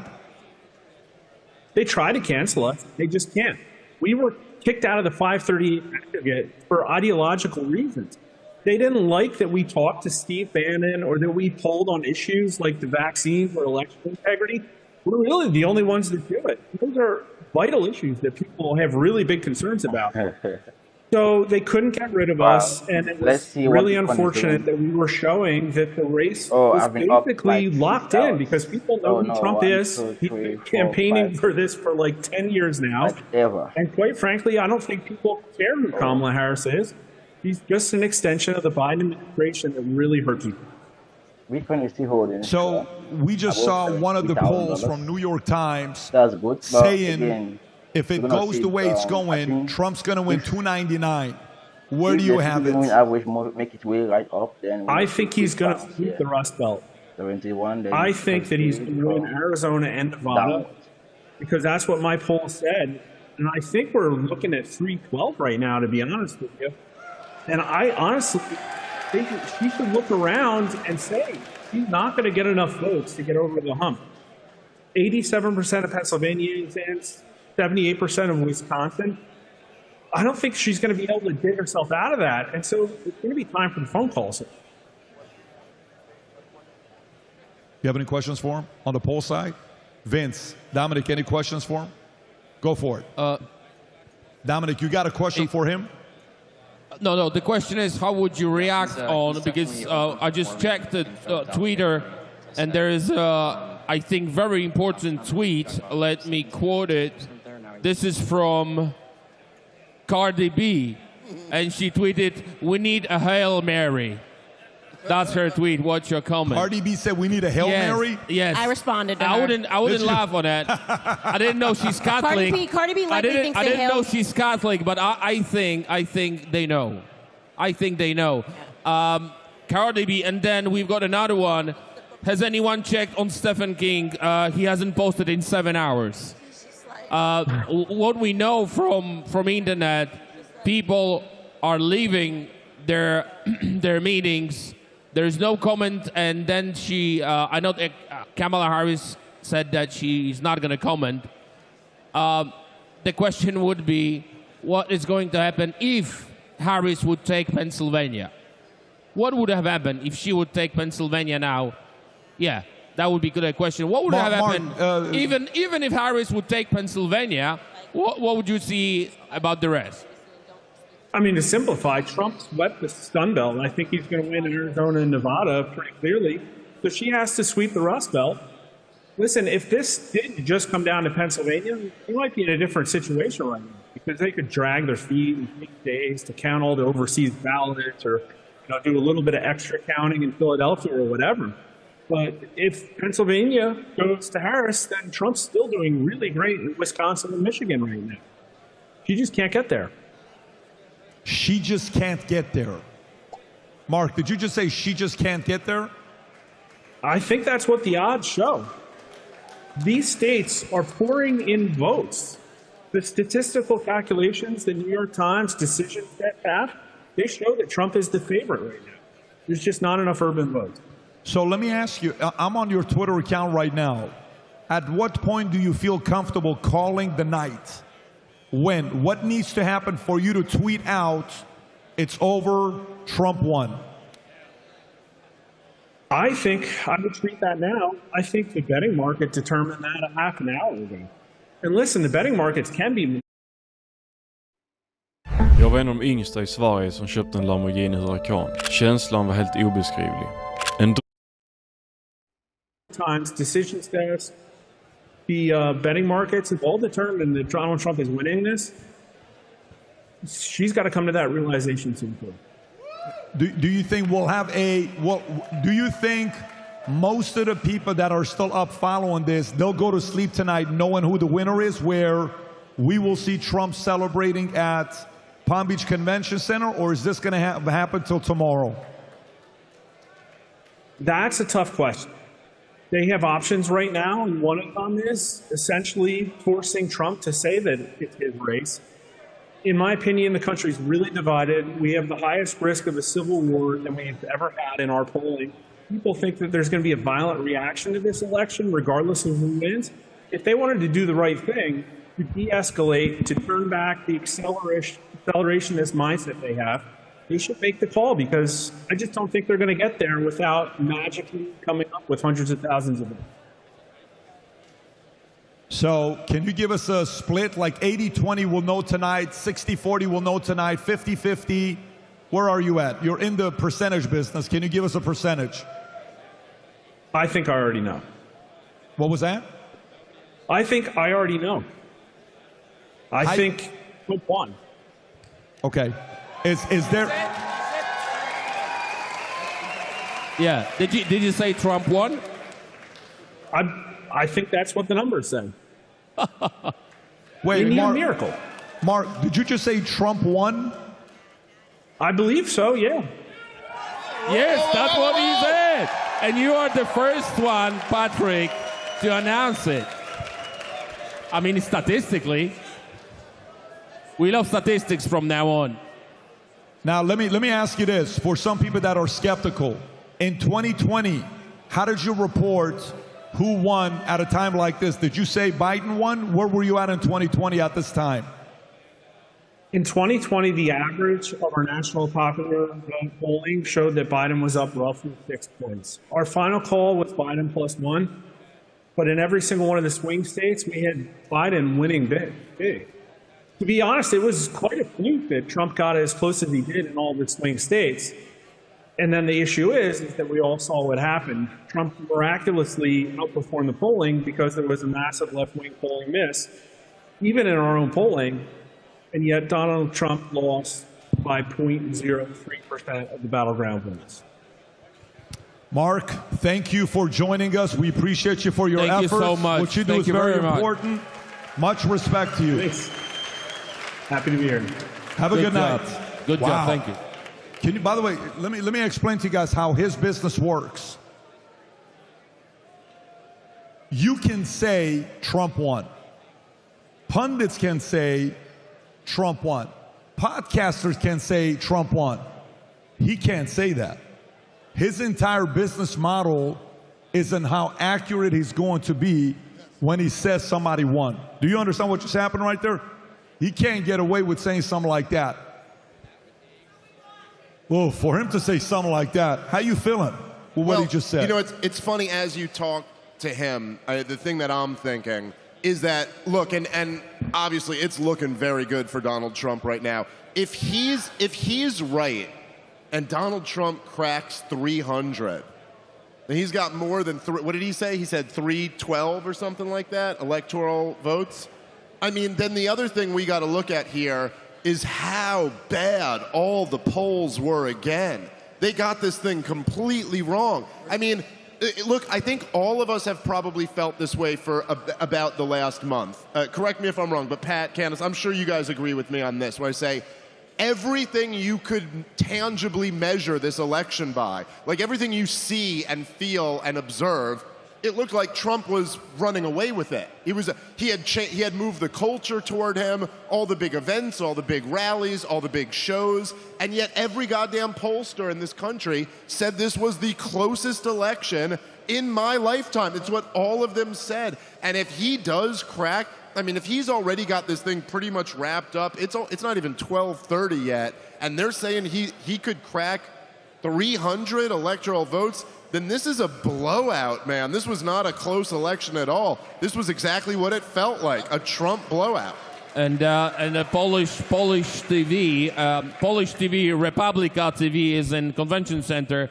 They just tweeted that Trump will give victory speech within an hour. Oh! No. They just announced it now. By the way, so Polish TV, Republika TV. We just had a friend that drove up from Mar-a-Lago to come and give us an update and then head back up there again.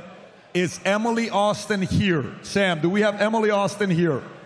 Make some noise. Can we get Emily Austin up on the stage, please? Where are you? All right, so this is now Emily. How you doing, Emily? How are you? If you don't mind giving... Emily, how are things looking at Mar-a-Lago? You just came from there. What's the energy like? Yes, I'm going to head back shortly. Everyone there doesn't seem to be nervous. I got there and I'm like biting my nails and I'm like, all right, guys, keep it real. You know, there's no reason to lie in this room. I'm not working tonight. And they're like, oh, honey, we got this. And I was like, thank God. Oh, it was such a good feeling to be the most nervous one in that room. It was good. So really, no one is panicking, nervous, nothing? They're partying. They're literally like And who's partying. there? Is it everybody that's there? I saw Elon is there with his kid on his shoulder. Elon, I think, left. Dana White's there. I think Vivek just got there. So the whole team is there.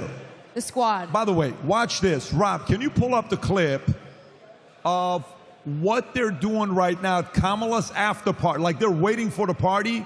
This is what the energy is like. Rob, I put a thumbs up on the video if you can show that. If you go to PVD Podcast, I gave a thumbs up on the video you guys sent. Do you see it? This one here, Rob, if you can pull it up. I just gave it a heart. I give you a question. I'll give you exclamation. I'll give you a ha-ha. This is what's going on with Kamala's camp right now, folks.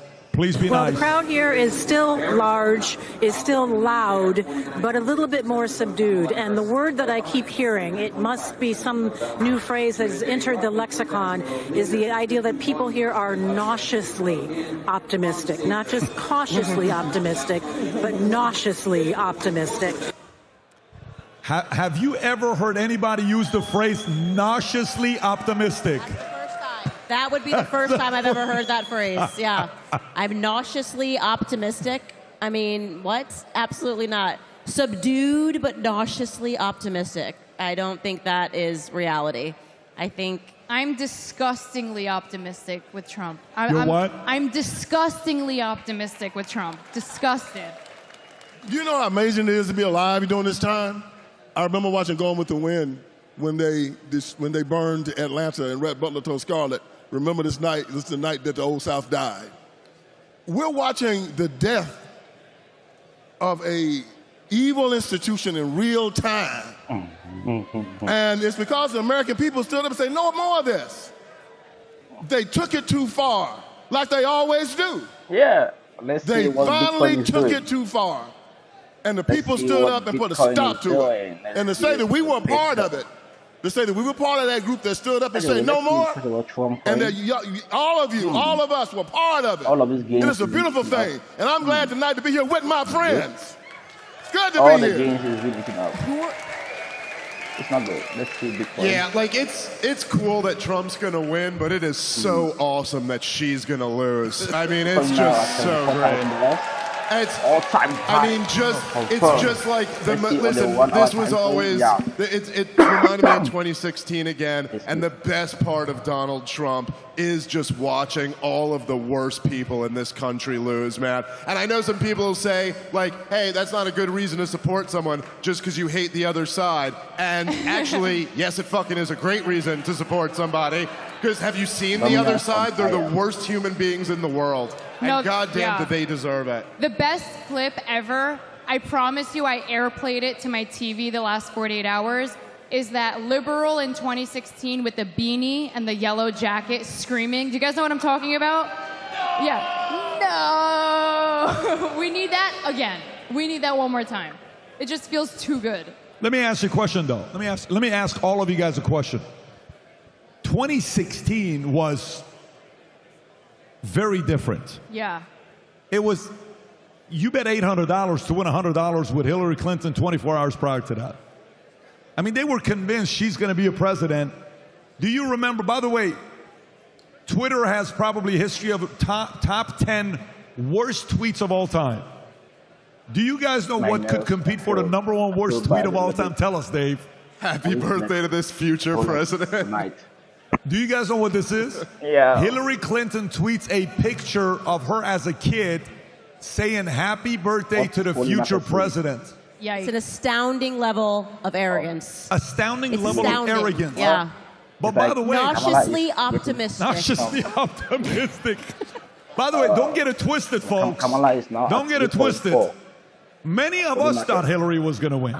And by the way, I'm not saying everybody, I'm saying many, right? And even, I may be wrong, but when Trump walked up on stage after they won, do you remember Trump's face when he looked at his family? He's like, shit, I guess we're freaking presidents. I can only imagine when he's looking at Melania saying, babe, I think you're the first lady. Seriously? I think we won. I don't think 2024 is 2016. Wait.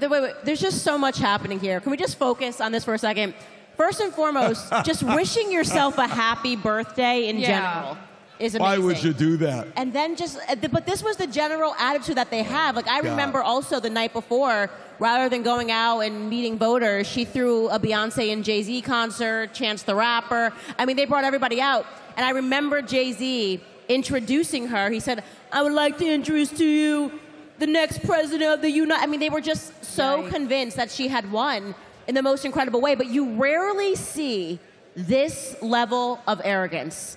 To tweet to yourself, happy birthday, and just basically saying, like, you're going to be the president. And that's why I do think she did suffer some form of a psychotic break after the election, and she hasn't come back from it.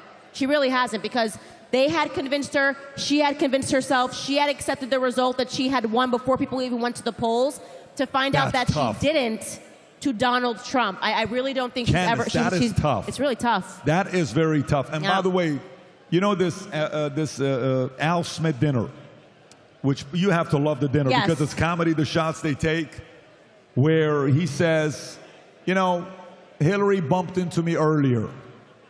She said, pardon me. And he says, what? I'll think about it after I become the president, right?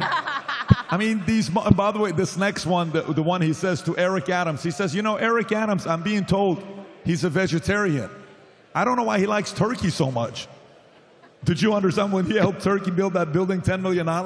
These are such great moments. But this one, I actually don't think you're going to see the same level of crying that we saw in 2016.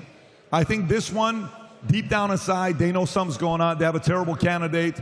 They've been trying to fake it. They'll cry a little bit, but you're not going to see the greatest highlight reel of all time from 2016. My opinion, you could say I'm wrong, but I just think it's going to be a different highlight reel. Dominic? It is true that you cannot compare the Clintons because I see them as a couple or as a clan with Kamala Harris. You cannot compare them in any way. She was terrible. Like even Democrats were so unhappy.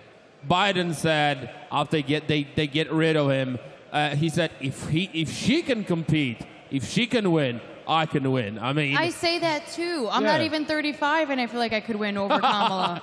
It's not about the age, because she's so, I can say that, she's so stupid. I mean, come on. I tweeted this morning. I mean, she's really is. When I heard Mr. Trump, when he says the low IQ and this, even if she's not stupid, the way she behaved, the arguments she was using were so primitive.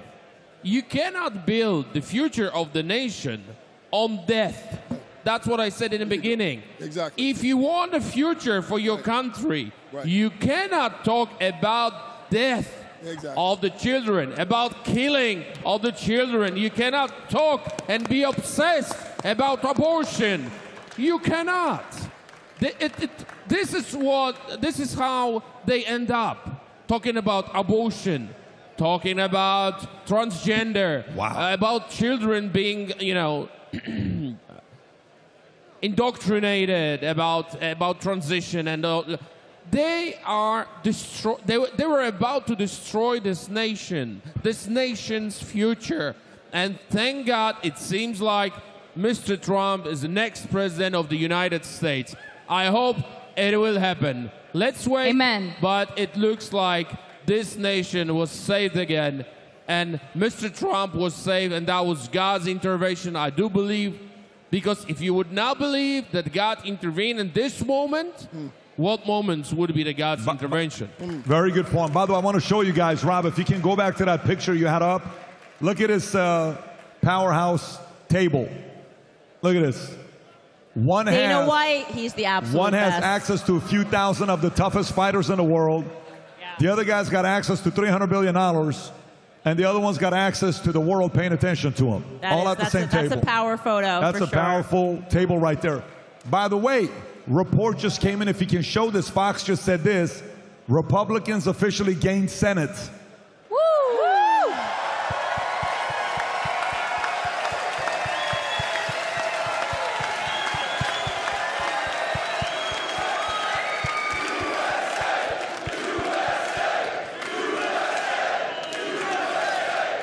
That's wild. Wow. Emily, let me ask you a question. Your community, we had earlier Little Pump.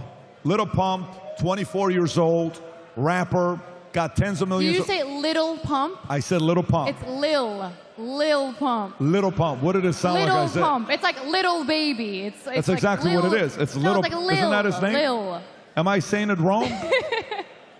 Guys, dude, I'm too old for this. It's I have no idea. L-I-L. Don't make fun of my accent in front of millions of people. This is embarrassing for me. Little Baby. So, Little Pump is here. I asked him a question at 24 years old. He's coming out at 2020 saying he supports Trump. And a lot of rappers in his community are calling him, say, hey, how would you do this? What's wrong with you? For yourself, you're in your 20s. Have you noticed some friends who would have never voted for Trump calling you saying, I'm thinking about shifting? And if yes, maybe share a story or two with us. So most people my age, okay, so like a year ago, I'd say I'm like a baby. Okay, not that 23, now I'm like a fully an adult. But now we're thinking about, okay, I'm going to move out of my house soon. I'm going to have to live on my own. I'm going to have to buy my own groceries. I'm going to have to support myself. And thinking about that today is so scary. This is like a personal story to share, but my older brother is 24, and he like cried to my mom a month ago. He was like, Mom, how is it so much easier for you and Dad? Now, it wasn't easy. They had different problems. But he's like, how did you guys buy a house? Like, I don't even see that in my future. How did you do X, Y, Z? How did you get married? How did you have 4 kids? And watching my brother have to go through that, like, that hurts. It's crazy to think that people my age are going to have to suffer through this shitty economy because, well, Biden's senile, but Kamala won't be much better. It's crazy to think about. That's just one of the many reasons. I mean, wars. Does my brother want to go fight now? Does he want to go get drafted? Does my younger brother want to go? No, of course not. We just need stability. It's like the last 4 years have been chaotic, and it had to get to that point for people to wake up and see the reality of what politics is. Like, nobody wanted to vote for Trump. Oh, he's the misogynist. He's the racist. He's the crazy guy. But now they're seeing Kamala's only policy that she's spoken about is, let's change the Starbucks lid to be black instead of white so my lipstick doesn't stain the cup. That's scary. It's scary to think about that woman leading our country. But by the way, you know, as simple as that sounds, with your brother coming up to you, is Vinny somewhere in here? Do we lose? Is Vinny with us or no? Vinny's probably wherever Vinny's at, people are having a blast being around him. We talked with Vinny about buying a house, right? And Tom and I, or Jen and I, will be out having dinner, and we're looking at some things. We're like, how do you buy a house today with a $75,000 salary? And the mortgage rates are skyrocketing. How do you do that? Right. And $75,000, if I'm buying a $600,000 house, $500,000 house, $75,000. It used to be 4 years ago, you needed $75,000 to buy a house in America. Today you have to make $120,000. Who the hell has gotten a 60% raise in the last 4 years? How many people? There's Vinny. Hi. Vinny, how you doing, Vinny? We just want to say we miss you. Can everybody say we love you, Vinny? We love you, Vinny. We're here for you, Vinny. But it's a real, like, having kids. We used to say, to have a kid from 0 to 18 costs $245,000. Wow. You know, right now, to have a kid from 0 to 18 costs you nearly $400,000. So if you have 3 kids, that's $1.2 million over 18 years. I think it cost me that much this month. Like, how old's your kid? I got 2 of them, and they're expensive. Listen, I mean, obviously, I will say this, right? Obviously, the price inflation has been a huge, huge issue. By the way, might not be the most popular thing to say in this room right now, but it's also a lot Donald Trump's fault. Just saying. He was for the lockdowns and printing $6 trillion in 2020. Yeah, sorry, it sucks, but you don't have a counter argument. It's true. It turns out if you shut down the economy and just print tons of money, it results in price inflation. But Biden certainly kept it going. I gotta say, here's another angle that I don't think any of us have talked about tonight, and I do find this to be very interesting. And I don't know if I have my thoughts completely flushed out on it, but the young left-wingers, the 20-something-year-olds, are not the shock troops for the regime that they were in 2016. Like, I don't know, Donald Trump spoke at Madison Square Garden, and there were like 100 people protesting. If he had spoken in 2016 at Madison Square Garden, there would have been massive protests with, you know, fights outside and this whole thing. And I do think a big part of it is that the young left-wingers have spent this whole year protesting the war in Gaza.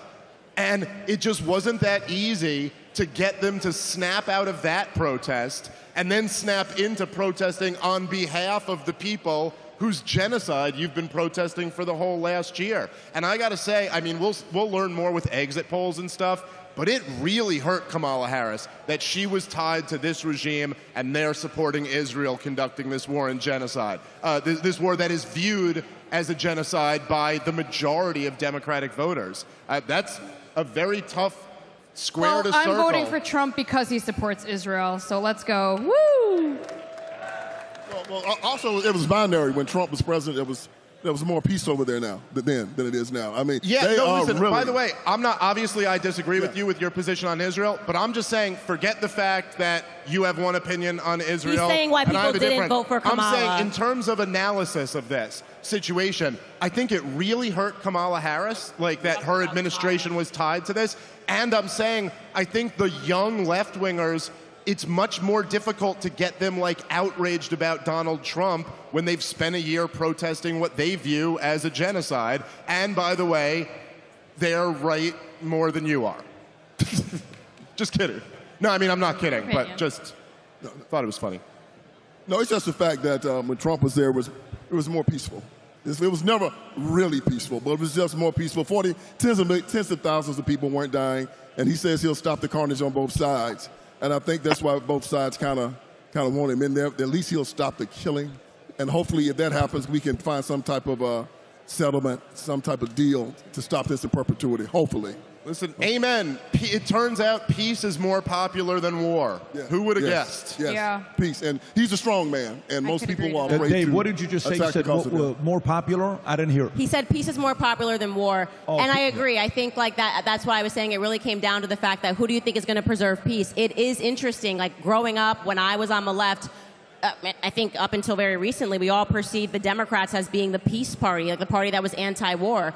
And magically now it's very clearly the Republican side that's more, I would say more anti-war than the Democrats. I mean, when Trump was in office for 4 years, we had peace. And they kept saying, oh, we're going to go to World War III. He's got the button on his desk. And, oh, my God, how could he say that? We're going to go to war with North Korea.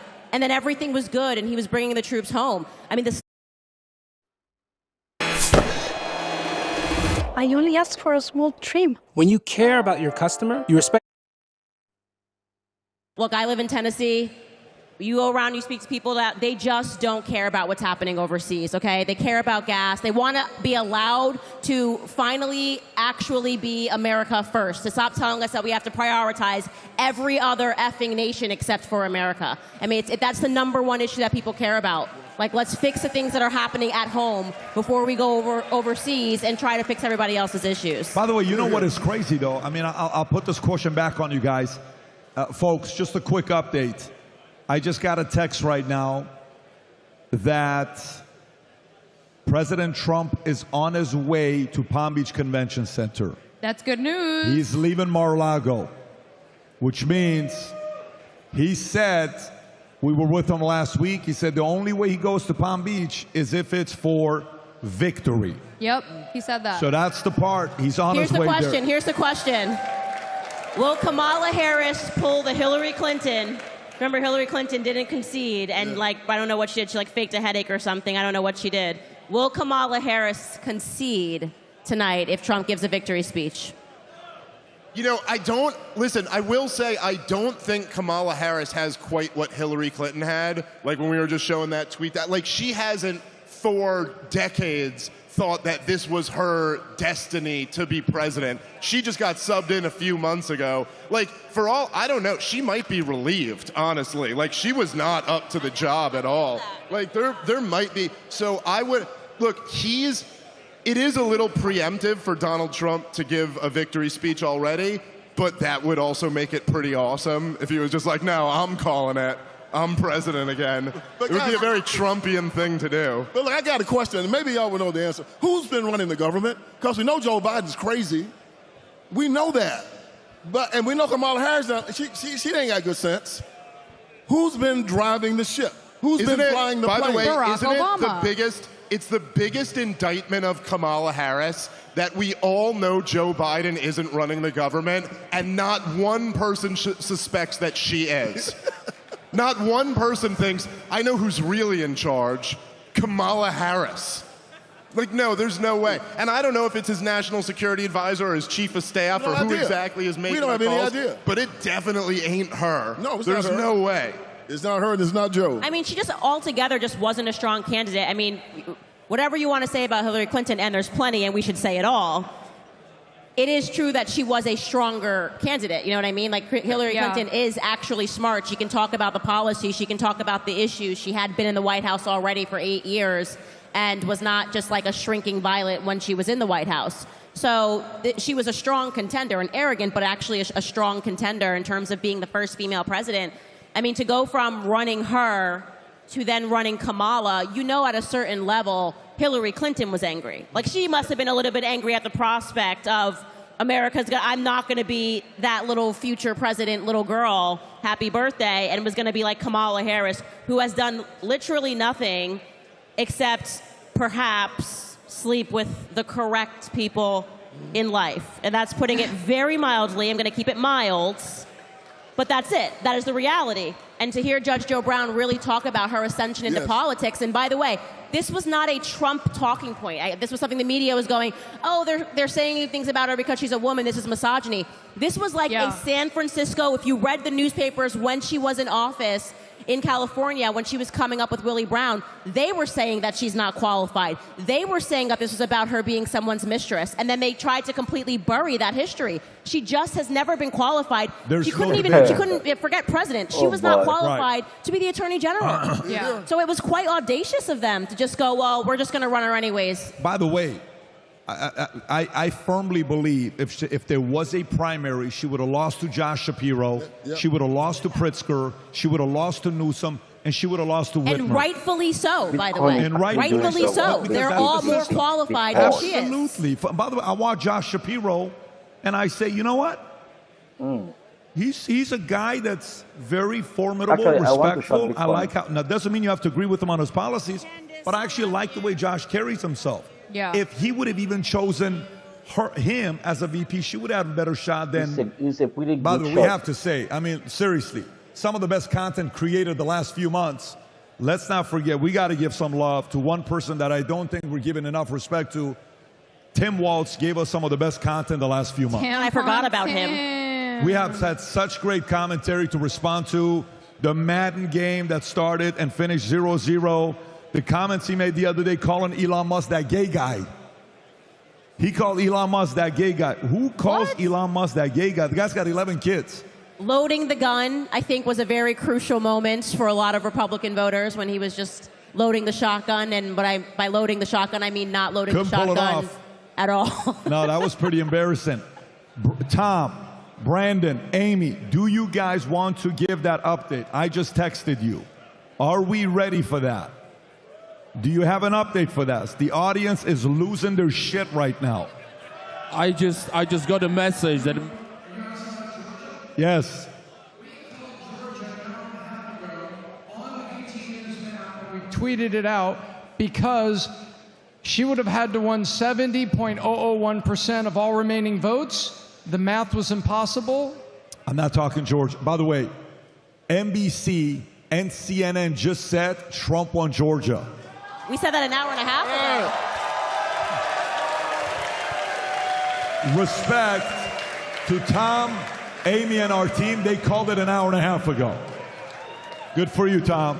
I just got a message that Mr. President will give his victory speech any minute now. Just got a message. Trump could give his victory speech any minute now. Yes. Well, we got to be ready for that. If that happens, we'll turn over to that in a minute. He's probably very close to the convention center. Dude, and this is the most Trump it's thing the Trumpiest ever. thing ever. I'm very sorry. Everybody, go I'm to very sleep. sorry. That's what they say. They are there, and he's gonna give this speech any minute now. That's what they says. I love him. You know, Pat, you made a just getting at, which I don't think we've really talked about. So, you know, it's funny because Trump is the most interesting and transformational political figure in modern American history. And so there's so much to say about him. But so much of this race just comes down to conventional politics thing. How about the fact that, did you guys see, however you feel about him, did you guys see J.D. Vance on Rogan the other day? Amazing. Look, Harris headquarters and Trump headquarters.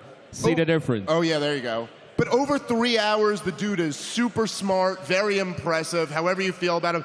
She picked a VP who added nothing to her campaign. And he picked like a strong VP who could actually help him and could go on Sunday news shows and make good arguments. I mean, it's just, if you just look at it on paper, you'd go, dude, they pulled Joe Biden out way too late in the game. They stuck in the worst candidate for her. Then they went on like a 2-month gaslighting tour where they just tried to convince everybody that she was Barack Obama in 2007 or something like that. It was all just so ridiculous. It was very crazy. But going back to Tim Walz, because I did forget about him, I never really understood that VP pick. So does anybody have any ideas about why Tim Walz was ever Here's essentially my idiocracy theory on it, which isn't very interesting. Barack Obama was such a narcissist that he had to pick the dullard Joe Biden to be his VP because he didn't want anyone who would outshine him. Joe Biden is so insecure because even before he went senile, he was never very bright. And so he picked Kamala Harris, someone who could give him identity points, but wouldn't outshine him. And then Kamala Harris is so insecure that she had to pick someone who wouldn't outshine her. And now we've gotten to like 13 levels of stupid from where we started from. The guy's name is Tampon Tim. Yeah, I mean, nickname's Tampon Tim. Class A pervert. You could get, I mean, I think that's basically it. But he's a real weird guy, that Walz. We're going to find out weird stuff about him in the future. He thinks men can have babies. He thinks boys need tampons. He thinks men can menstruate and lactate. Guy's crazy. But he matches. The Democratic Party up in Washington, D.C. now looks like the bar scene from Star Wars. A bunch of weirdos. Have you seen that Rachel Levine? Yeah, walking around, the dude in the dress. Ugly dude in the dress. And all of them just walking around, all of them crazy. The thing that I found out, because I worked in a prison for a while, is that crazy people don't know they're crazy. And they surround themselves with other crazy people. Trump has won the And that's what the election. Democratic Party has done. They built a business model where the craziest people in the world rise to the top. No and doubt. when you go to Washington, D.C., and you walk around the Oval Office and the White House, everybody in there's a freak. Breaking and news. insane. Breaking news. Kind of like a big breaking news. Guys, brace for impact. You want to hear this. Go ahead, Rob.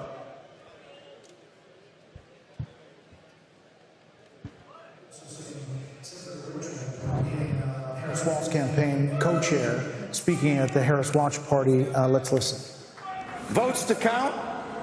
We still have states that have not been called yet.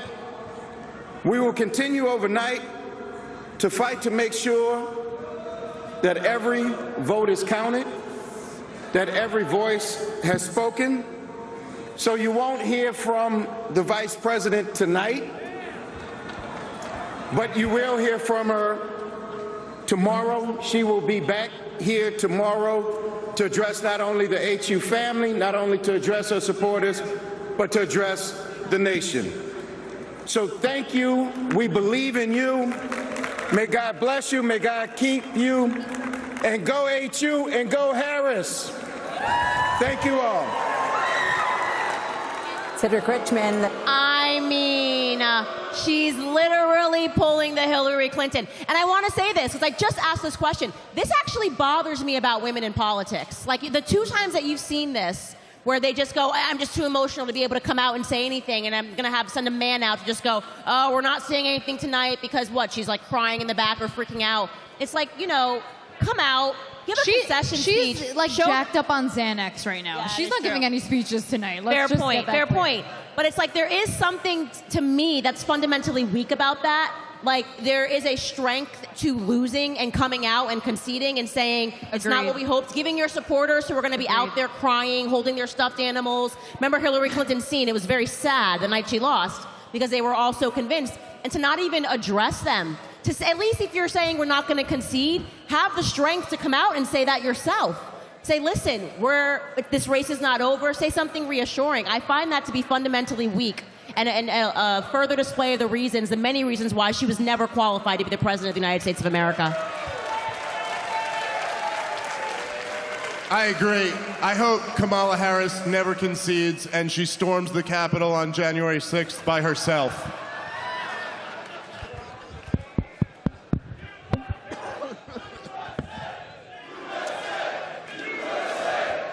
icon is on fire. Do you know, something that I feel like wasn't brought up enough during her run on the media side, and Candace said, I actually want to hear your opinion on this. I don't believe, this goes back to foreign policy. Let's say America first. I don't think Kamala is fixing any issues here, but let's say she miraculously does. It's not a women's issue, it's a Kamala issue, because I actually think Hillary Clinton was well respected. Believe it or not. But, like, do you think any foreign leader will look at Kamala and be like, ooh, maybe we should listen to this girl, maybe she should have a seat at the table? Do you think Putin's gonna respect her? She, Hamas, Hezbollah, anyone? Will anyone look at her and be like, oh, maybe we shouldn't screw with the United States? Meanwhile, they look at Trump, and Trump's like, my button works better than yours. And Kamala's like too busy giggling. She probably doesn't know what foreign policy is. But that wasn't brought up. Like, I feel like nobody spoke about that because they call it, oh, a women hatred thing, a misogynist thing. But no, it's a Kamala thing, and everyone's scared to touch on it because I guess they're scared to get canceled. I don't know. But that scared me a lot. It still scares me. Yeah. I mean, I would say we could have a long conversation about that because I actually have thought deeply about women in politics in general, like women as the president of the United States in general, and I think that there's a lot to talk about there that I'm not going to get into tonight because it's too controversial. But I do think that if you are going to be a candidate and you are going to be like, I'm going to be a female candidate, to be running on nothing, to be running on I'm just a woman, right? Like Hillary Clinton's hashtag was I'm with her. Now, she was much more capable than Kamala Harris, but when you see that all they're doing in all these speeches, when they're not saying why she's qualified, they're not saying why she's great, they're essentially saying, hey, this is a woman, like Taylor Swift's speech was on her Instagram feed, was this is for the childless cat ladies. It makes women look like we are not qualified to be in leadership positions when they don't at least run. What a great point. Yeah, when they don't at least run with a little bit of gumption by saying, here are the policies, this is why I'm strong, this is my opinion about the border, here's what we got wrong, here's how we can fix the economy, let's talk about, you know, the numbers. We've seen a lot of weak women in politics, full stop, you know? That makes a lot of sense. But by the way, I got to tell you, you know, if you look at right now the market, you know what is happening? I don't know how to explain this, but sometimes when somebody doesn't win for a city for a long time and a kid is growing up watching nobody being able to win for that city or come through for the family, or somebody watches their dad or their mom cleaning for someone's house and they're getting disrespected, and this kid is saying, wait till you see when I grow up, Mom. They're gonna know. My dad was a 99-cent store cashier. He was just sitting here, he left, 82 years old. This guy should have been dead 30 years ago based on what the doctor said, right? But they disrespected my dad. And I told him, I said, Dad, one day I brought family over and I said, Dad, the world is going to know your last name. Everywhere you go, they're going to say, your son always talks about you. He goes to the doctor the other day, they're checking on his heart. He says, are you Mr. David? Yes. He says, your son always talks about you. Everywhere he goes, he gets that, right? Watch this. You'll see where I'm going with this. It's called a weave. Guys, there's been 2 massive failures of women running for president. There are ladies right now saying, you know what? I'm going to do it the right way. Yeah. 2028, 2032, 2036, 2040, I don't know.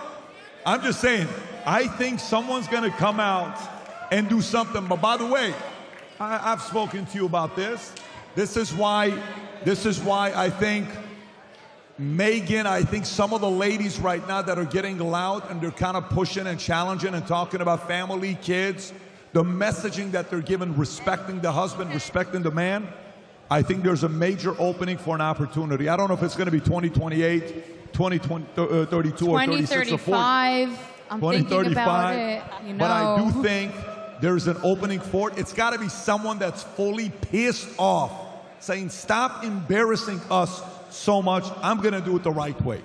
And I think there's millions of kids that are waiting for this. Some of them are adults. Yes. It has to be truth. It has to be, I don't want to say a masculine woman, but women genetically are more maternal, more caring, more empathetic. Correct. And if you're the president of the United States, you have to be a beast. You can't be overly emotional. Oh, I can't address tonight. I'm too sensitive. Oh, I'm on my period. I'm hormonal.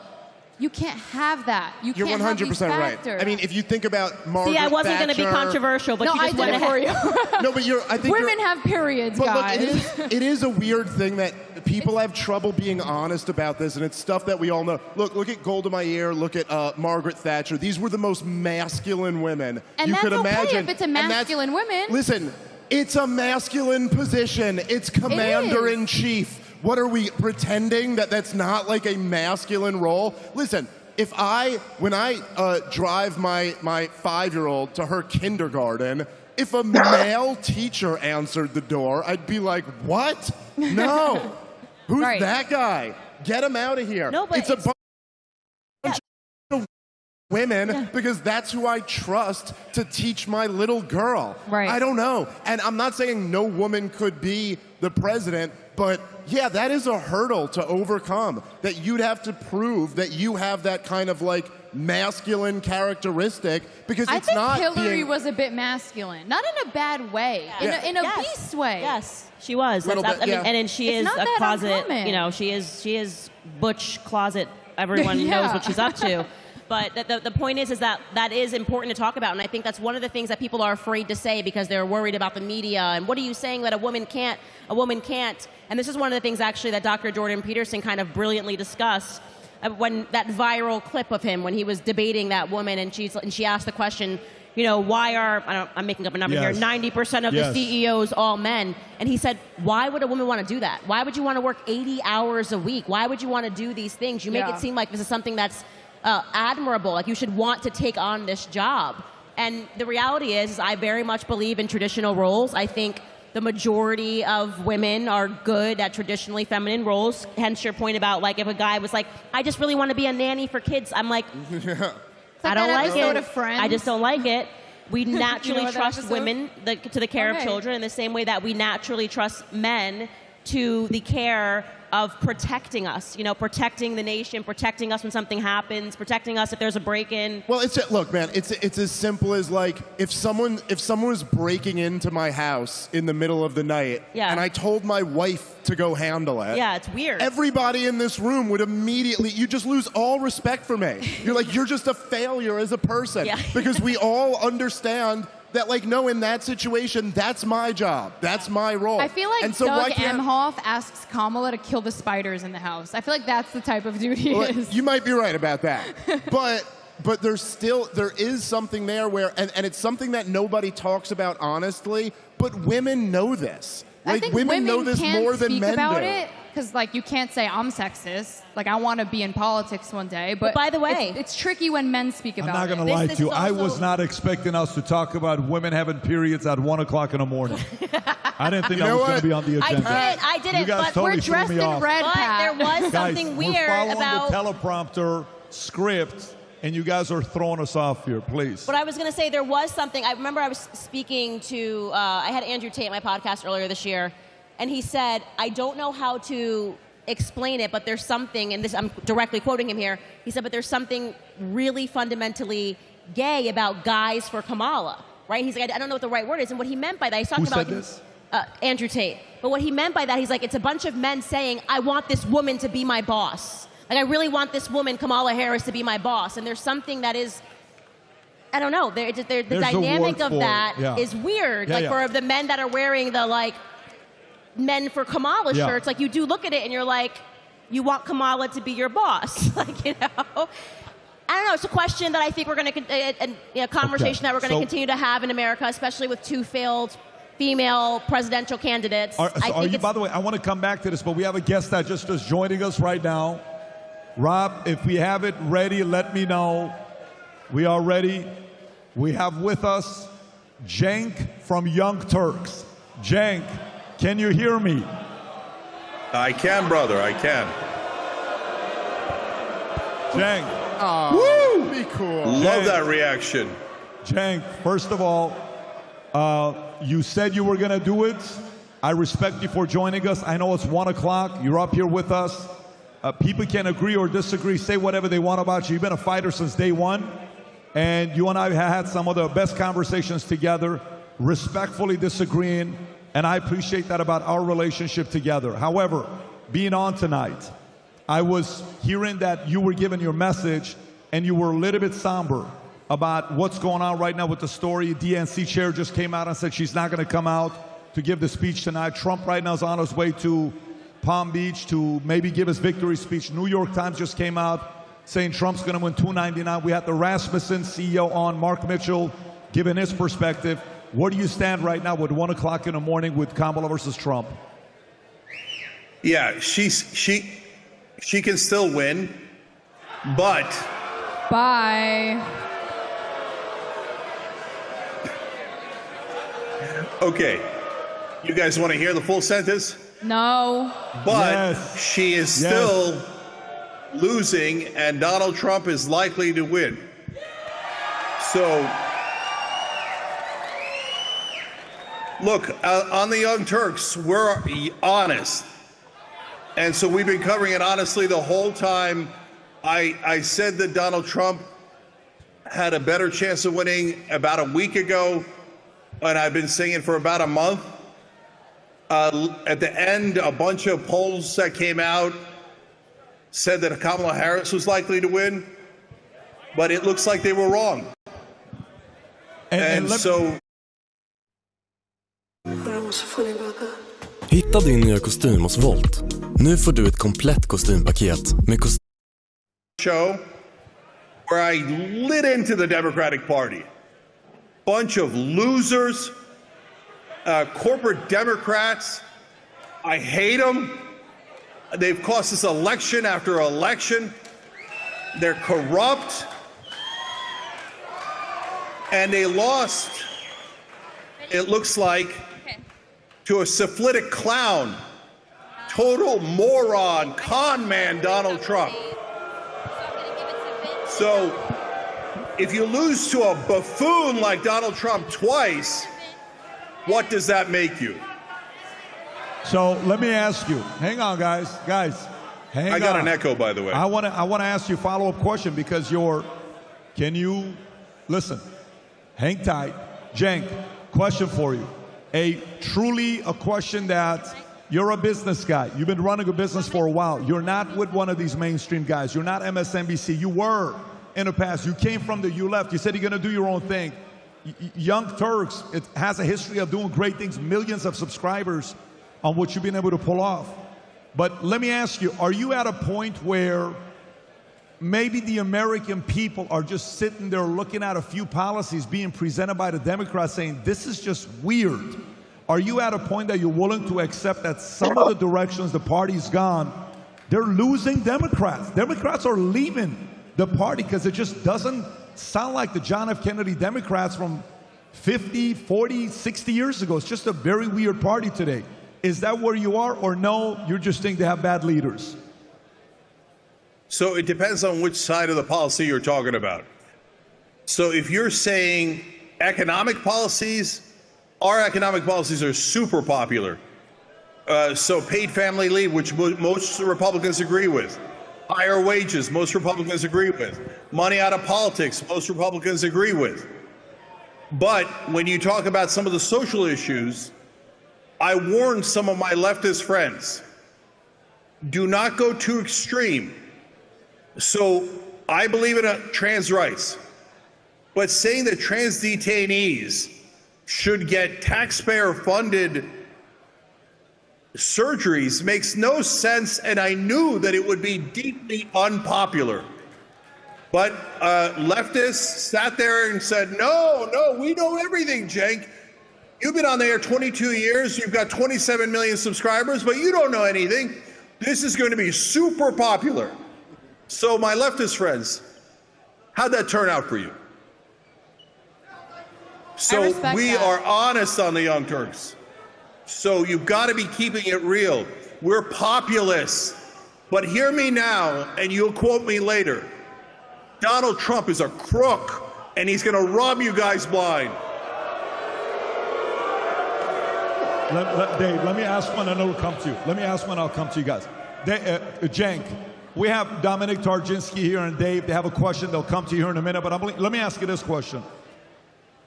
Your opinion about Trump you and I talked about it when you were on the podcast last time. You said you thought you were a better businessman than him. What has he done in his life? Well, we had that conversation. I totally get it. I even brought it up on Rogan's podcast that I don't agree with you there, but it's your position. I totally understand. Here's a question I got for you. Your show with Anna Kasparian, the two of you guys together. I've been watching Anna closely, and a lot of people have.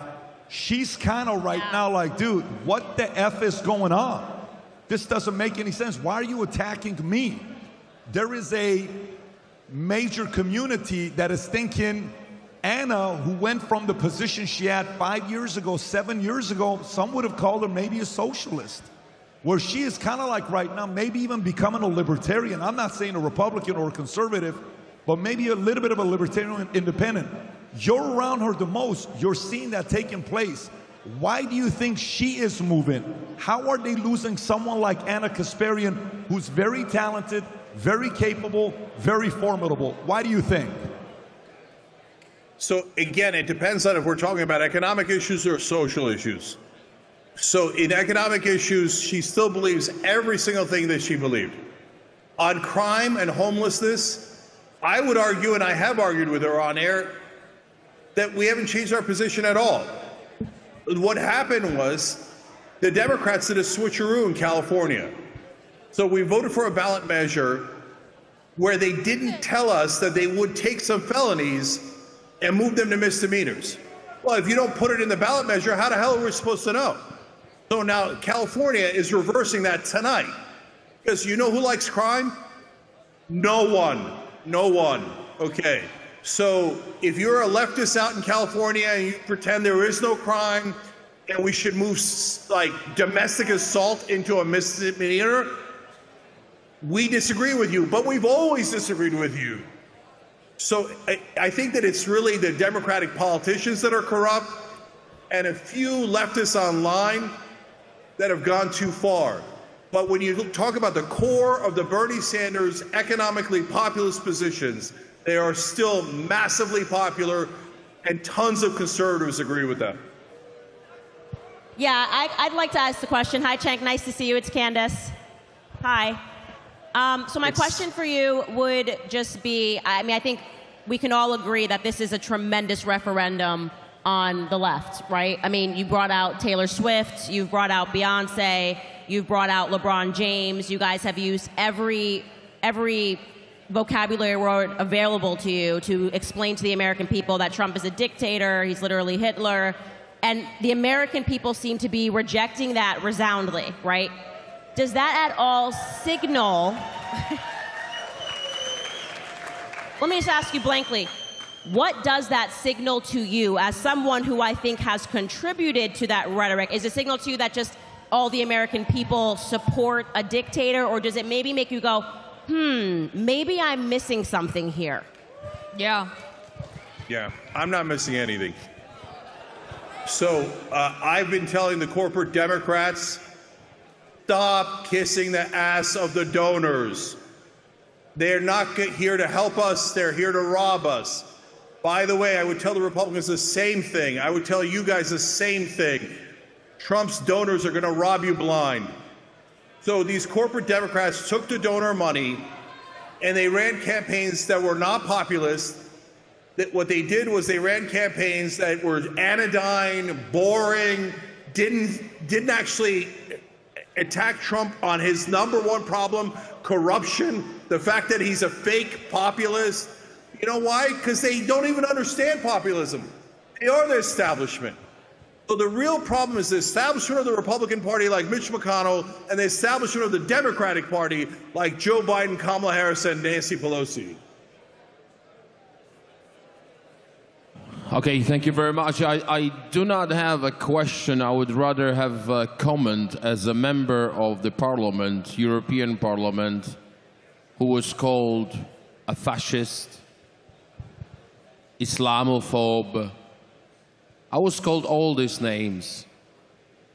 And I'm happy that we have this moment of silence now, because I would like to remind you, these people are lecturing us about unity.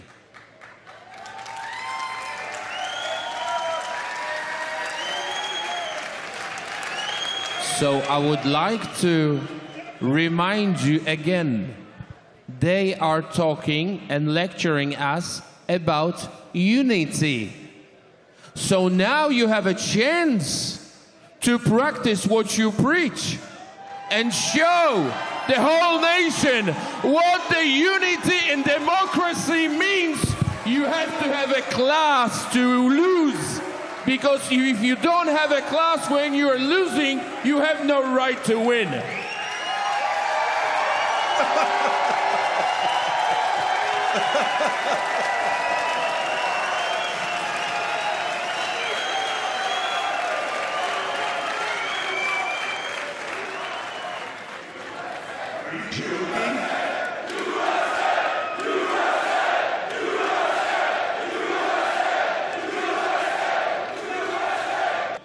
Yeah, this brother isn't even American. So I don't know what the hell he's chanting USA for. I'll chant USA, not you, okay? And so, second of all,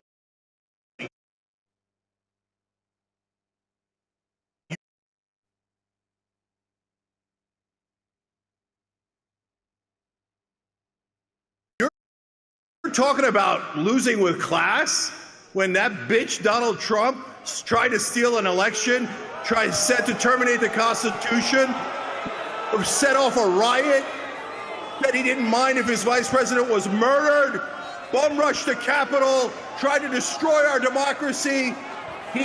He's the very worst in losing with no class at all. Here I am telling you that I think the Democratic Party did it wrong. I think they ran a wrong campaign. They're relying on the donors. They've got the wrong strategy. So we are honest about what goes wrong in the Democratic Party and what goes in the Republican Party. Are you guys honest about the fact that Donald Trump tried to steal an election? He's got no class at all. Patrick, if I may, just one sentence. Cenk, go for it. Okay. Dominic. Guys, if I can ask you for another moment of silence. Who the hell is this guy? Are you Viktor Orban's cousin? Okay. Yes, I'd like to have a conversation. I would like to answer. You asked me why I am in US now. Because I was invited and I came here with my passport.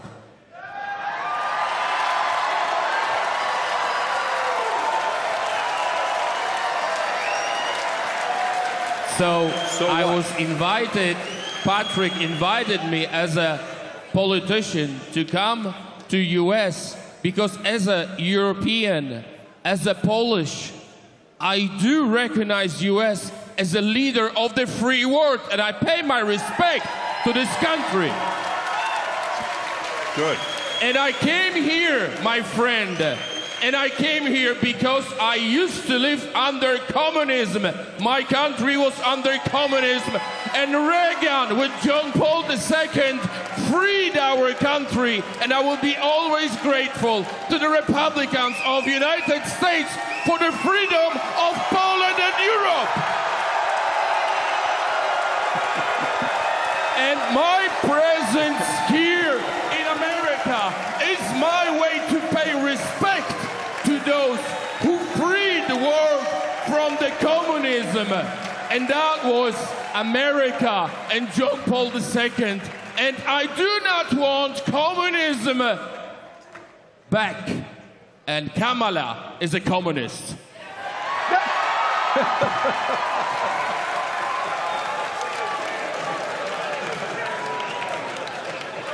Kamala Harris is a corporatist. She's furthest thing from communist. Her problem is the exact opposite.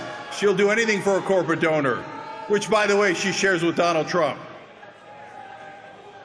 And by the way, I came here and my family came here because we love America, and I'm always going to fight for America. Cenk, what do you love about America the most? When you say, I will always fight for America, what is America to you? So it's freedom, it's opportunity, it's justice. We lived across from a place called Fair Chance Farm, and that is the essence of America. All we want is equality of opportunity for us to have a shot and our kids to have a shot at the American dream. That's why I'm a populist.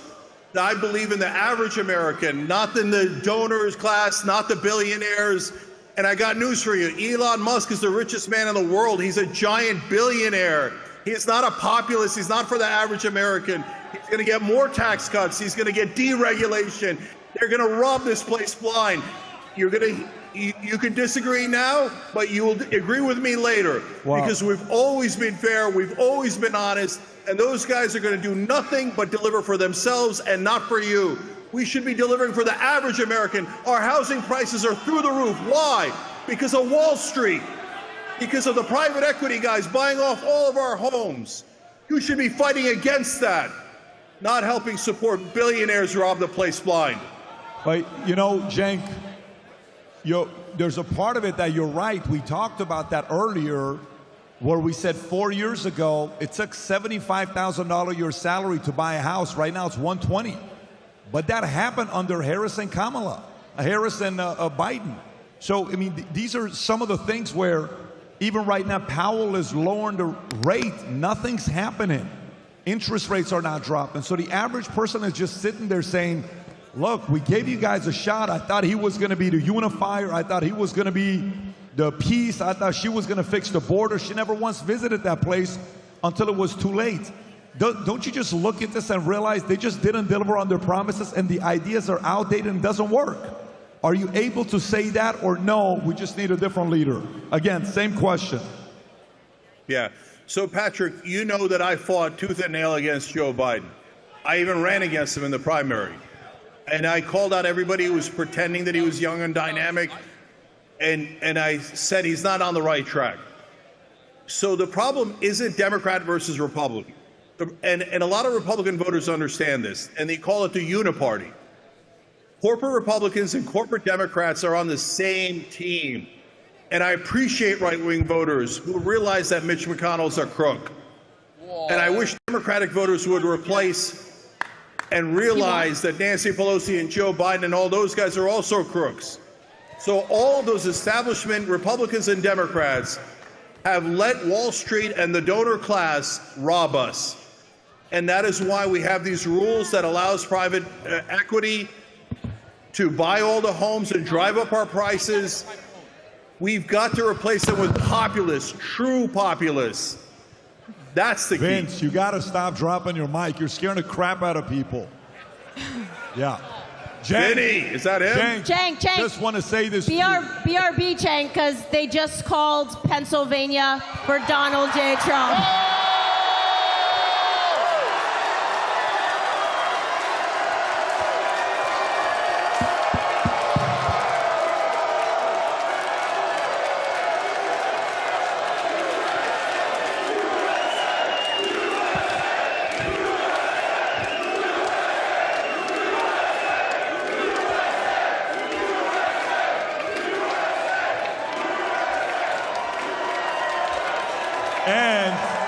And there's one other end. By the way, there's one other end. You know what the other end is? Tom just told me they also called Alaska.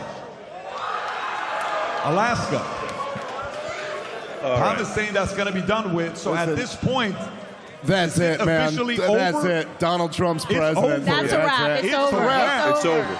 Wow. It's over. One last note, Patrick. Come on. Trump.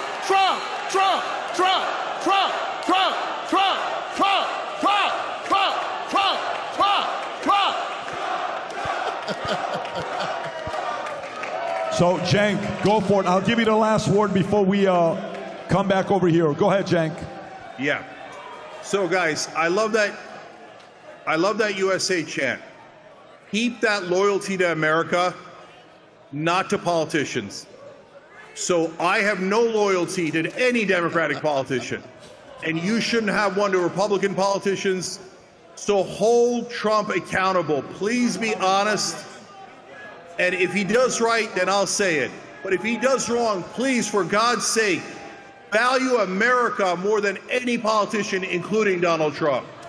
Thank you, guys. Please turn him off. Thank you for joining us. I appreciate you, buddy. Thank you, Chang. Thank you, Chang. Thank you. Do you know All what right, Chang so, forgets? by the way, listen, let me tell you.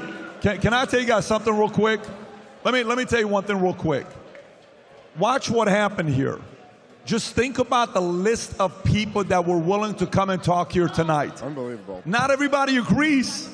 I mean, this was not a fight, but we're able to have these conversations in a place like this. This is what America's looking for. Are we able to get people to talk? And then you get to decide. I disagree, I agree, great. That's what's working right now, and I'm happy to see that take place. Tom, And also, Tom, by the way, are you guys, do you have any other update except for Pennsylvania? Go ahead, tell us what you got here. Hello? By 5 million. Look at this, Candace. Yep. Oh my God. The future looks Go ahead, bright. Tom. We have a winner. Hello? Mike's. Mics not are on. Mics are not on, guys. Testing. Tom, grab my mic. Here. Do you mind if we... No, we are there. And it is a mathematical impossibility at this hour for the few votes that are left in Pennsylvania, if they were won entirely, to put it back over. So this election is not done. Wisconsin is probably going tonight. It's very, very close to mathematical impossibility. Arizona, they're going to need a week to count in Maricopa County. Everything else has come in. Michigan, probably, I could flip a coin on Michigan right now, but he could win Michigan.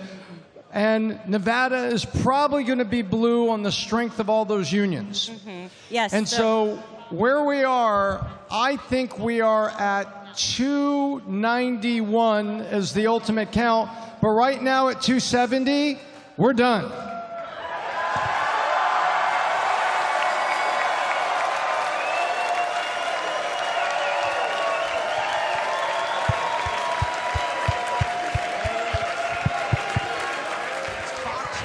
Okay, check. Can you guys hear me or no? Can you hear me or no? Can you guys hear me or no?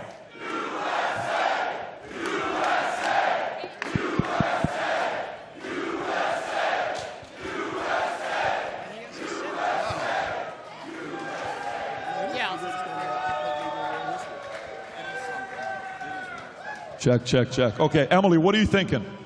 You know, something Cenk said, I don't know why it just hit me now. It really bothers me because he says he loves America because it's the land of opportunity and justice.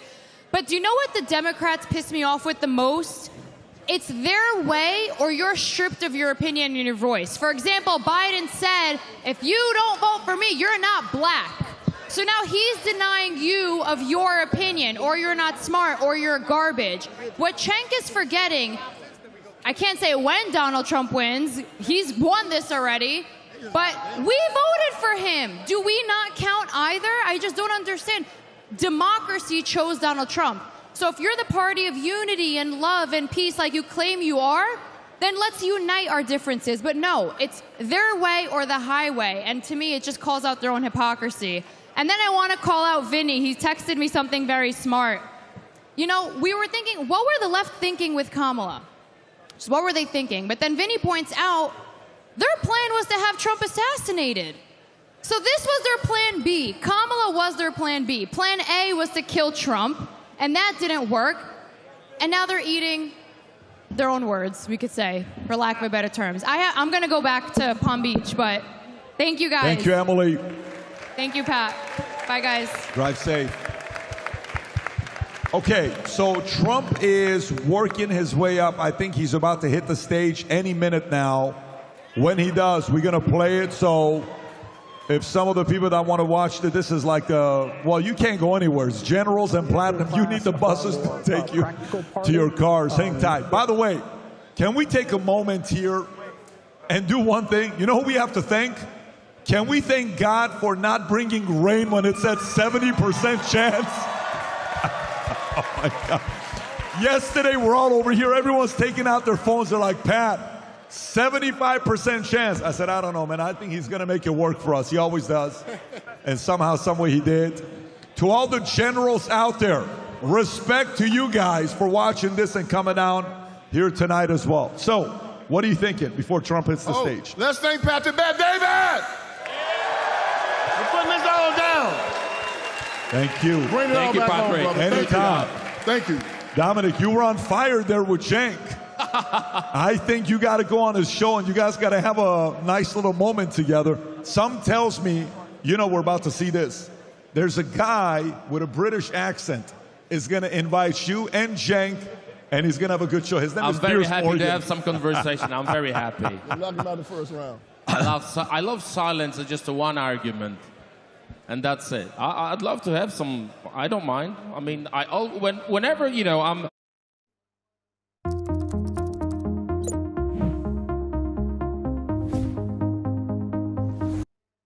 Passport on me, so. You're a fighter. Dave, what are you thinking now? Are you surprised, relieved? Where are you at? Yeah, well, I mean, I guess not. Look, it seemed like this is where it's going through the whole night. I'm really not surprised. It's a remarkable night in American history. I don't know what to say other than that. It's truly incredible. This guy, we've never seen anything like the opposition that Donald Trump has faced.